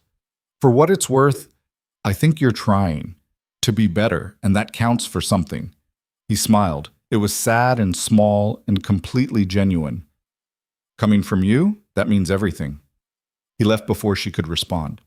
Serena sat on the roof until the sun came up, watching the sanctuary wake. Wolves emerging from cabins, smoke rising from breakfast fires, life continuing despite everything. And for the first time in a long time, the ache in her chest felt a little less sharp. The formal treaty signing happened 2 weeks later. All 3 pacts sent delegations. The ceremony was held in the sanctuary's main hall, which had been cleaned and decorated for the occasion. Serena stood at the center, flanked by Catherine and Marcus, as Vera, Garrett, and a very reluctant Darius stepped forward. The terms were clear. The sanctuary would remain neutral territory under tri-pact protection. In exchange, the sanctuary would provide mediation services, neutral ground for negotiations, and medical support during territorial conflicts. Each alpha signed, each representative witnessed. When it was done, Vera raised her glass. To the sanctuary, and to Alpha Serena, who proved that strength isn't just about power, it's about knowing when to fight and when to build. The room erupted in cheers. Serena felt Catherine lean close. You did it. We did it. No. This was you. I built a hiding place. You built something worth fighting for. That night, after everyone had gone home or to bed, Serena walked the perimeter of the sanctuary one last time. The fences had been repaired, new security measures installed, the eastern wall reinforced, but it wasn't the physical changes that struck her. It was the feeling, the sense of permanence, of home. For so long she'd defined herself by what she'd lost, the mate bond, the title, the life she'd thought she'd have. But standing there, looking at what she'd built, what they'd all built together, she realized something. She hadn't lost herself when she walked away from Ronan. She'd found herself. The woman she'd become was stronger than the Luna she'd been. Harder, yes. Scarred, absolutely. But also more certain, more complete. She'd learned that power didn't come from standing beside someone else. It came from knowing when to stand alone and when to let people stand with you. Alpha? Serena turned to find Elena approaching. Couldn't sleep? Serena asked. Never can the night before I leave. Elena leaned against the fence. Northridge is pulling me back tomorrow. Darius wants his second back now that things are settled. Are you going? Don't have much choice, but Elena hesitated. If things go sideways there, if Darius starts another war he can't win, can I come back here? This is a sanctuary. You're always welcome. Elena smiled. Good to know. They stood in comfortable silence for a while. You know, Elena said eventually, when I first got assigned here, I thought it was a punishment. Now I think it might have been the best thing that ever happened to me. How so? Because I got to see what real leadership looks like. Not the kind that rules through fear or force. The kind that actually gives a damn about the people it's supposed to protect. She looked at Serena. You're going to change things, not just here, everywhere. That's a lot of pressure. Yeah, but if anyone can handle it, it's you. After Elena left, Serena stayed outside a little longer. She thought about Victor Kane and his threats, about Darius and his ambitions, about all the dangers still lurking. But she also thought about the wolves sleeping safely inside, about Catherine's relief, about Maya's loyalty, about Marcus's steady support, about the fact that 3 packs had come together to protect something they believed in. Change didn't happen all at once. It happened in small moments, small choices, small acts of courage that built into something bigger. And Serena had been part of that, was still part of it, would continue to be part of it for as long as she drew breath. The broken mate bond didn't ache quite so much anymore. Maybe it never would again. Maybe that pain would always be there, a reminder of what she'd survived. But she'd survived, and she'd built something beautiful from the wreckage. The next morning, Serena called a sanctuary-wide meeting. Every wolf attended, even the ones still recovering from injuries. I know the last few weeks have been hell, she started. We've been attacked, threatened, pushed to the edge. Some of us didn't make it through. Heads bowed in acknowledgement of the lost. But we're still here, still standing, and we're not going anywhere. She looked around the room. The sanctuary started as a hiding place, somewhere to escape pack politics and violence. But I think it's become something more. What? Someone asked. A home, a real one, not perfect, not safe from everything, but ours. Serena took a breath. I'm proposing we stop thinking of ourselves as refugees and start thinking of ourselves as a pack. Not a traditional pack with rigid hierarchies and forced bonds, but a pack that chooses to stand together. Murmurs rippled through the crowd. Anyone who doesn't want that can leave. No judgment, no consequences. But for those who stay, she met as many eyes as she could. I promise to lead with everything I have, to protect you, to fight for you, to build something worth defending. Marcus stood first. I'm in. Maya was next. Obviously. Jade, then others. One by one, every wolf in the room stood. Catherine was last. The older woman's eyes were wet, but she was smiling. I think you just started a revolution, Alpha. Good, Serena said. It's about time. A week later, Serena received a message from Ronan. Just 3 words. I'm proud of you. She stared at it for a long time. Then she typed a response. Thank you. For everything. She sent it before she could second-guess herself. His reply came an hour later. If you ever need anything, anything at all, I'm here. I know, she wrote back. That means more than you realize. After that, they didn't speak again. But somehow, that was okay. They'd both said what needed saying, and now they could both move forward. 3 months after the attack, the sanctuary held its first official Alpha ceremony. It wasn't like traditional pack ceremonies. There was no submission ritual, no forced oaths. Just wolves standing together, acknowledging Serena as their leader by choice. She wore simple clothes, no crown, no throne, just herself. When Catherine asked her to speak, Serena kept it brief. I'm not here because I'm the strongest or the smartest or the most qualified. I'm here because I refuse to give up, and because all of you refuse to give up on me. She looked around at the faces watching her. We've built something special here, something worth protecting. And I swear to you, I will protect it with everything I have." The cheers that followed were deafening. Later, after the ceremony ended and people dispersed to celebrate, Maya found Serena. "How does it feel?" "Terrifying." "Good answer," Maya grinned. "But seriously, you okay?" Serena considered the question, thought about everything she'd lost, everything she'd gained, the scars she carried, and the strength she'd found. "Yeah," she said finally, "I think I am." And for the first time in a very long time, she meant it. 6 months passed in a blur of construction and consolidation. The sanctuary expanded. New cabins went up on the western ridge. A proper medical facility replaced the makeshift clinic, training grounds that could accommodate 50 wolves at once. Catherine oversaw most of it, while Serena handled the political maze of maintaining neutrality between 3 packs who still didn't fully trust each other. It was exhausting work, the kind that left her falling into bed each night too tired to dream, which was exactly how she wanted it. Then Victor Kane came back. The message arrived on a Tuesday morning, hand-delivered by a wolf Serena didn't recognize. Young, nervous, clearly terrified. "I'm supposed to give this to Alpha Serena," he stammered. Maya took the envelope, checked it for threats, then handed it to Serena. Inside was a single photograph. Catherine, taken from a distance. Recent, based on the clothes she was wearing.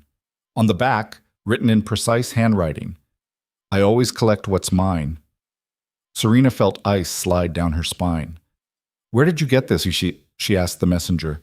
"A man paid me to deliver it. Didn't give his name, just said you'd understand." "What did he look like?" "Older. Silver hair, cold eyes." Serena dismissed him with a handful of bills and instructions to leave the territory immediately. When he was gone, she showed the photograph to Catherine. The older woman went pale. "He's not going to stop." "No, he's not." Serena studied the image. "But he made a mistake sending this." "What mistake?" "He showed his hand. He wants you scared. Wants us to know he's watching. That means he's not ready to move yet.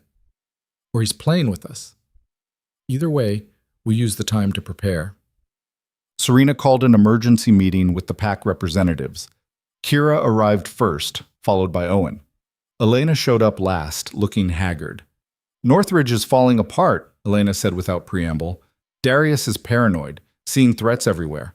Half the pack wants to challenge him for leadership." "Will they?" "Probably, but not before he does something stupid." Owen cleared his throat. "Red Canyon intercepted communications last week. Someone's been buying weapons. Military grade. The kind you don't get legally." "Victor," Serena said. "That's our assumption. But we can't prove it." Kira added, "Ironwood scouts have spotted unfamiliar wolves on our northern border. They're not from any pack we recognize." "Mercenaries," Serena said. "Victor's building an army." "For what?" Maya asked. "He already tried attacking us. It didn't work, because we had pack support. He won't make that mistake twice." Serena looked at each of them. "He's going to try to turn the packs against each other. Create enough chaos that no one can help us when he makes his move." "How?" "I don't know yet, but we need to be ready." The answer came 3 days later when Northridge attacked Ironwood's southern border. The assault was brutal and unprovoked. 12 Ironwood wolves dead, 20 more injured. Darius claimed self-defense, said Ironwood had been encroaching on his territory. Vera called for blood. Serena got the news from Kira, who looked shaken. "Vera's mobilizing the entire pack. She's going to war." "Can you stop her?" "I can try, but Serena, 12 wolves. That's not something you just negotiate away." "I know, but if Ironwood goes to war with Northridge, Red Canyon will have to choose sides. And if that happens, the gray zone becomes a battlefield." "What do you want me to do?" "Buy me time. Tell Vera I'm investigating, that there might be more to this than it looks." Kira left, doubt written all over her face. Serena turned to Elena. "I need you to get back into Northridge. Find out who authorized that attack." "Serena, I can't just—" "Please. If Darius ordered it, we need proof. If he didn't—" She stopped. "Then someone else is pulling strings." Elena hesitated, then nodded. "I'll try." Elena returned 2 days later, bleeding from a gash across her ribs and barely able to stand. Maya caught her before she collapsed. What happened? Darius found out I was asking questions, called me a traitor. Elena coughed, wincing. But I got what you needed. She pulled a recording device from her jacket and handed it to Serena. The recording was scratchy but clear enough. Two voices, one Serena recognized as Darius, the other unfamiliar. You're sure this will work? Darius's voice. Positive. Ironwood will retaliate. Red Canyon will back them. And in the chaos, no one will notice when your territory expands. And the sanctuary? Leave that to me. Once the packs are busy tearing each other apart, the sanctuary becomes irrelevant. What about Victor Kane? What about him? He's the one bankrolling this, isn't he? A pause. You ask too many questions, Alpha Darius. I want assurances. If this goes wrong, it won't. Just do your part. The recording ended. Serena played it twice more, her mind racing. Victor's orchestrating this, Marcus said. He's using Darius to start a war. And Darius is stupid enough to go along with it because he thinks he'll come out on top. Serena looked at Elena. The other voice, you recognize it? No, but whoever it is, they're not pack. The cadence is wrong. Too formal. Another mercenary? Or Victor himself using a voice modulator? Serena made a decision. We're taking this to Vera and Garrett, together. Whoa. The meeting happened on neutral ground, the same diner where Serena had first negotiated with Vera. Both alphas arrived with full security details. The tension was thick enough to cut. Serena didn't waste time with pleasantries. She played the recording. Vera's expression went from fury to shock to cold calculation. Garrett's face remained unreadable, but his hands clenched into fists. Darius was manipulated, Vera said finally. That doesn't bring my wolves back, Garrett replied. No, but it means the real threat isn't Northridge, it's Victor Kane. Serena leaned forward. He's been planning this for months, maybe longer. The attack on the sanctuary was just the opening move. Now he's trying to destabilize the entire region so he can move in and take control. Of what? Garrett demanded. The gray zone is worthless strategically. It's not about the land. It's about proving a point. Catherine defied him, built something without him. He can't tolerate that. Vera studied the recording device. If we go after Victor directly, it's an act of war against a non-pack entity. That sets a dangerous precedent. And if we don't, Serena said, he'll keep manipulating us until we destroy each other. What are you proposing? A joint operation, all three packs plus the sanctuary. We take the fight to Victor before he can make another move. Garrett shook his head. That's suicide. We don't know how many wolves he has, where he's based, or what other resources he's got. Then we find out. Serena pulled out a map. Elena said Darius has been meeting with someone regularly. Always the same location, a compound 2 hours north of Northridge territory. That's where Victor is. You're guessing. I'm calculating, and right now it's the best option we have. The two alphas exchanged looks. If we do this, Vera said slowly, we do it right. Full coordination. No one goes rogue. Agreed, Garrett said. But Serena, if this goes wrong, the sanctuary pays the price. I know. The planning took a week. Scouts confirmed the compound's location. Surveillance revealed approximately 60 armed wolves and humans. Military-grade defenses. Multiple escape routes. Victor had built himself a fortress. We'll never breach it, Marcus said, studying the schematics. We don't need to breach it. We need to draw him out. Serena turned to the assembled group, pack leaders, their seconds, and the sanctuary's core fighters. Victor wants Catherine, so we give him what he wants. Catherine stood. Absolutely not. Hear me out. We stage a meeting, somewhere public, lots of witnesses. I reach out to Victor, offer to negotiate Catherine's surrender in exchange for him leaving the sanctuary alone. He'll know it's a trap. Maybe. But his ego won't let him resist. He spent 20 years hunting you. He'll come. And then what? Then we take him down, all of us, together. Ronan, who'd been silent until now, spoke up. This plan requires perfect timing. If even one element fails, people die. People are already dying, Serena shot back. At least this way, we control the battlefield. Vera nodded slowly. I'm in. Garrett took longer, but eventually agreed. Red Canyon will participate, but I want command over the southern flank. Fine. Ironwood takes north, Silver Ridge takes east, Sanctuary holds center. What about Northridge? Someone asked. Darius made his choice, Elena said quietly. Let him deal with the consequences. The message to Victor went out the next day. Simple, direct. An offer to meet at the old lumber mill on the edge of the gray zone. Catherine in exchange for a permanent ceasefire. His response came within hours. Tomorrow, noon. Come alone or she dies. He bought it, Maya said. Of course he did.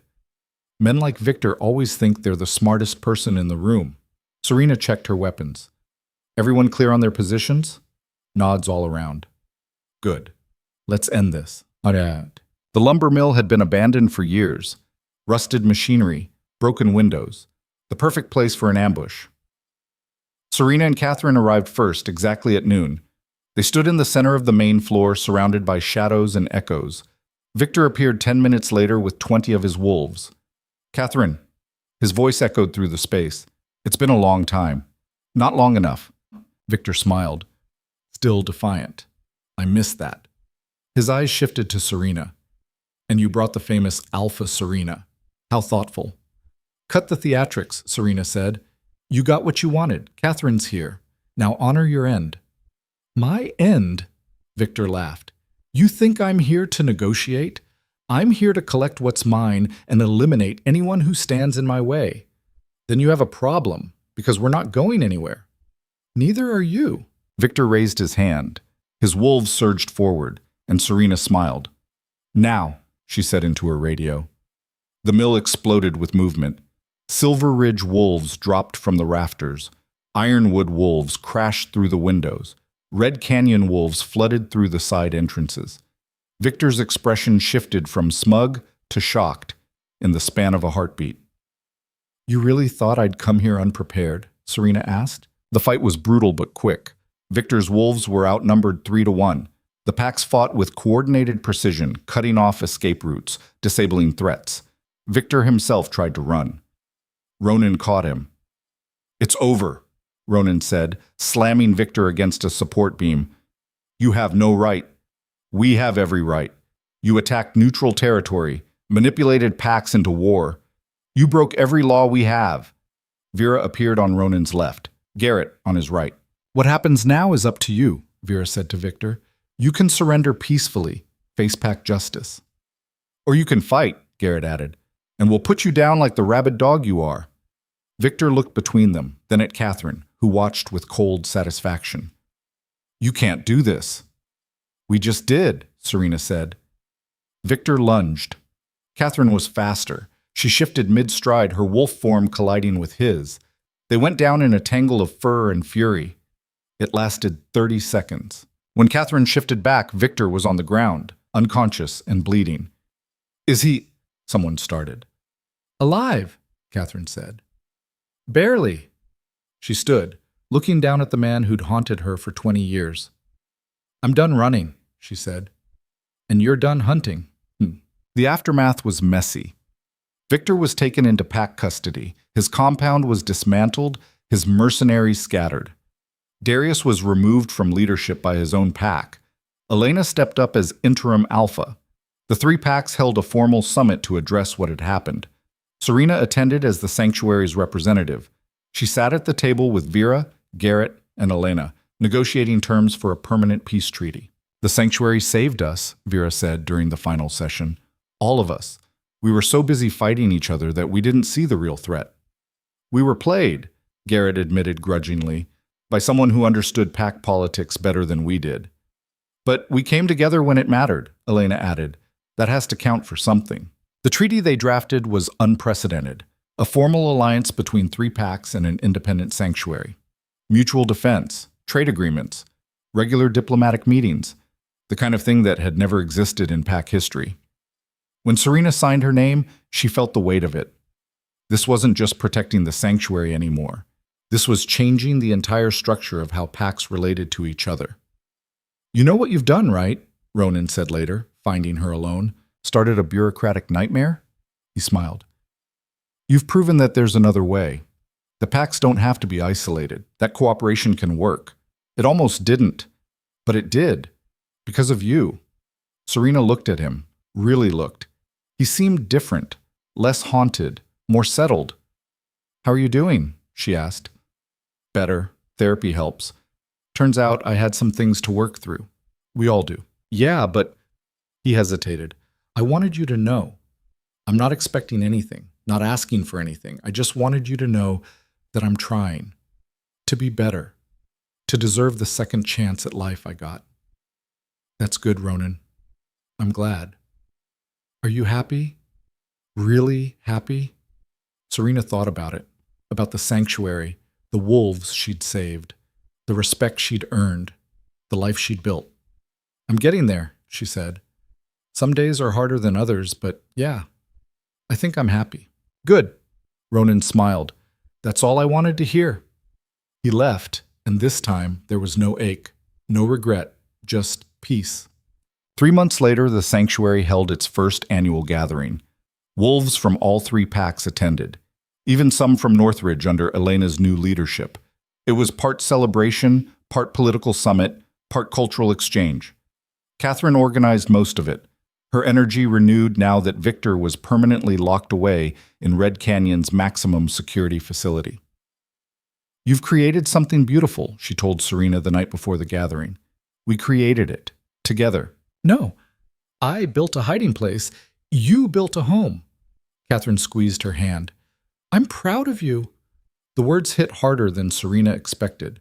She blinked back tears. "Thank you. For everything.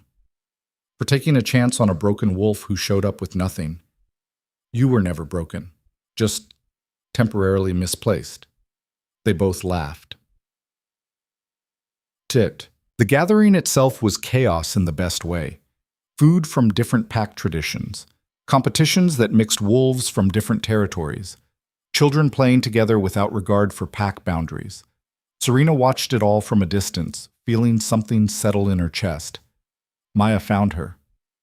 "You okay?" "Yeah, just thinking." "About?"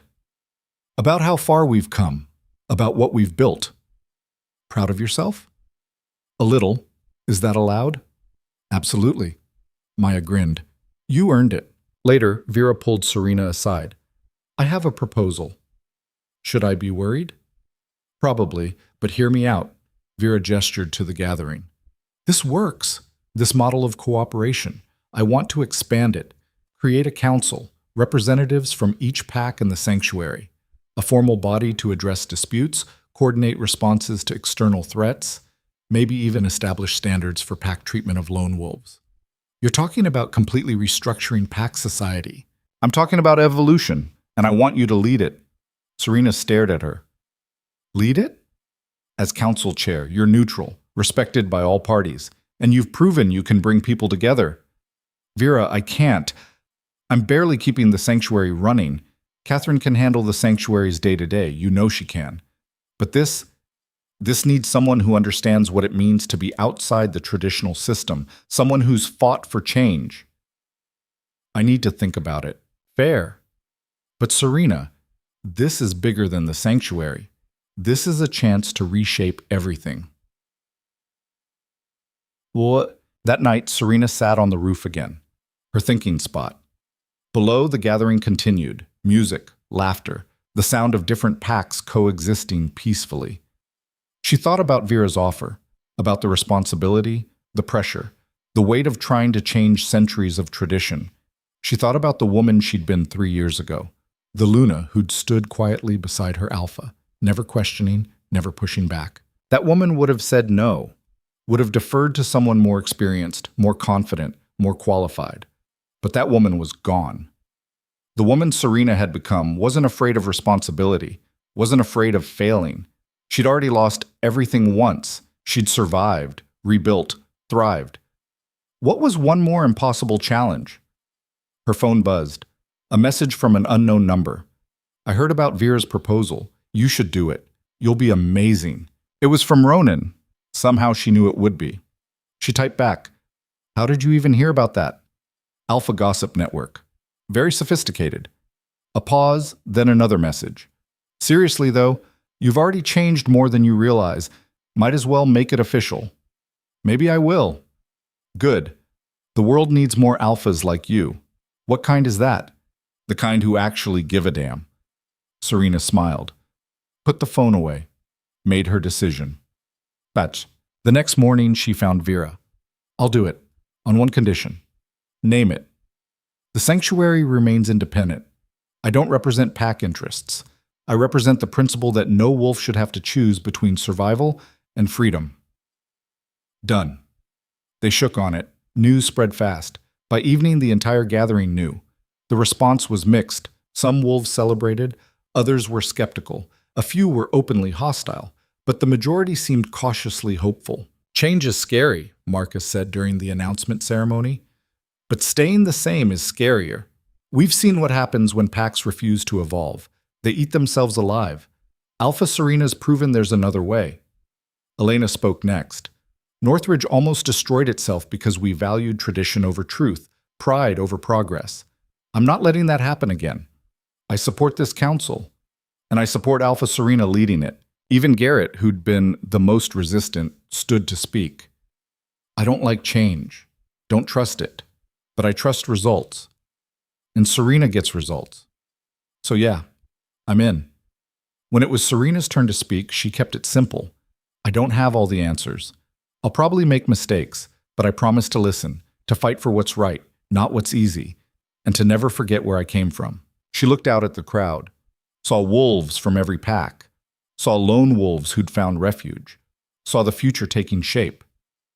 We're building something new here, something that values strength and compassion, unity and independence. It won't be perfect, but it'll be ours. The applause was deafening. 6 months later, the Interpack Council held its first official session. The meeting hall was neutral ground, built specifically for this purpose halfway between all territories. Each pack sent 3 representatives. The sanctuary sent 2. They tackled small issues first. Border disputes, trade disagreements, standards for treating rogues and lone wolves. It was tedious work, bureaucratic, frustrating, but it was working. Slowly, carefully, they were building something that had never existed before. A system where packs could coexist without constant conflict, where wolves had rights beyond what their alpha dictated, where change was possible. Serena chaired every session, mediated every dispute, pushed every boundary. It was exhausting. It was exhilarating. It was exactly what she was meant to do. 2 years after walking away from Ronan, Serena stood on a stage in front of representatives from 12 different packs. The council had grown, expanded beyond the original 3. Word had spread about the new system, and other territories wanted in. We started with a simple idea, Serena said during the annual summit, that cooperation is stronger than conflict, that wolves deserve better than constant war. She looked out at the faces watching her, young and old, Alpha and Omega, pack wolves and lone wolves. We've built something remarkable here. Not perfect, not finished, but real. And I'm honored to be part of it. Later, after the speeches and ceremonies, Ronan found her. Quite a speech. You came. Wouldn't miss it. He looked different, lighter. Silver Ridge is doing well, in case you were wondering. I wasn't, but I'm glad. We've implemented some of the council's recommendations. Better treatment for Omegas, mental health support. It's making a difference. Good. They stood in comfortable silence. I'm seeing someone, Ronan said suddenly. Serena's stomach did something complicated. Oh? Her name is Rachel. She's the Silver Ridge healer. We've been dating for about 6 months. That's great, Ronan. Really? Is it weird that I wanted you to know? A little, but I appreciate it. Are you seeing anyone? Serena thought about the question, about the wolves who'd expressed interest, about the part of her that still flinched at the idea of letting anyone that close. Not yet. Maybe someday. You deserve happiness, Serena. So do you. I think I'm getting there. Finally. He smiled. Thanks to you, actually. Watching you rebuild, it showed me it was possible. We both had to rebuild. Yeah, but you did it better. I don't know about that. I do. Ronan held out his hand. Friends? Serena looked at his hand. at the man who'd once been everything to her, who'd broken her heart and taught her strength in equal measure. She shook it. Friends. When he left, the phantom ache in her chest was finally completely gone. 4 years after rejecting the mate bond, Serena stood at the sanctuary's rebuilt gates. The compound had tripled in size. Over 200 wolves now called it home. The medical facility rivaled pack hospitals. The training grounds were state-of-the-art. But it was still a sanctuary, still a place where wolves could choose their own path. Maya approached, now the sanctuary's head of security. Ready for the council meeting? As I'll ever be. You know they're going to push for mandatory pack registration again. And I'll shoot it down again. Garrett's not going to be happy. Garrett's never happy. It's his baseline. They both laughed. Catherine appeared, older, but still sharp. Before you go, there's someone here to see you. Who? She didn't give her name, just said she heard this was a place for wolves who didn't fit anywhere else. Serena followed Catherine to the main hall. A young woman sat there, 20, maybe 22, thin, scared, trying desperately not to show it. Hi, Serena said gently. I'm Alpha Serena. The girl's eyes widened. You're the one who rejected a mate bond. I am. And survived. I did. The girl's voice cracked. My Alpha said I had to accept a mate bond with someone I didn't choose, someone who... She stopped, swallowed. I ran. I didn't know where else to go. Serena sat down beside her. You came to the right place. Really? Really. You don't have to do anything you don't want to here. No forced bonds, no unwanted matches. Just safety and choice. The girl started crying. Serena led her. When she'd cried herself out, Serena handed her water and a tissue. What's your name? Lila? Well, Lila, welcome to the sanctuary. You're safe now. As Catherine led Lila away to get settled, Maya leaned close to Serena. That never gets old, does it? What? Watching you save people. I'm not saving anyone, just giving them a choice. Same thing. Maybe it was. Yeah. That evening, Serena walked the perimeter one last time before heading to the council meeting. The sanctuary hummed with life. Wolves training, eating, laughing, living. She thought about the woman she'd been when this started. Broken, lost, defined by what she'd lost. She thought about the journey, the pain, the growth, the countless moments where she'd almost given up. She thought about Ronan and the bond that had shaped her, about Catherine and the sanctuary that had saved her, about Maya and Marcus and Elena and everyone who'd stood beside her. She thought about the council, the changes they'd implemented, the lives they'd improved. And she thought about Lila, about every wolf like her who would find sanctuary here. The mate bond was gone. The title of Luna was gone. The life she'd thought she'd have was gone. But what she'd built in its place was so much better. She wasn't someone's Luna anymore. She was her own Alpha. And that was enough. More than enough. As Serena drove toward the council meeting, she caught her reflection in the rearview mirror. The woman staring back was scarred, tired, but strong, certain, complete. She smiled. The strongest rise didn't come from love. It came from walking away when love wasn't enough. It came from choosing yourself when everyone said you shouldn't. It came from building something beautiful from the wreckage. And she'd done all three. The road ahead stretched long and uncertain. There would be more fights, more challenges, more moments where everything hung in the balance. But Serena had learned something crucial in the years since she'd walked away from Ronan. She could survive anything, and more importantly, she could thrive. The sanctuary gates disappeared in her rearview mirror as she drove toward whatever came next. She was ready.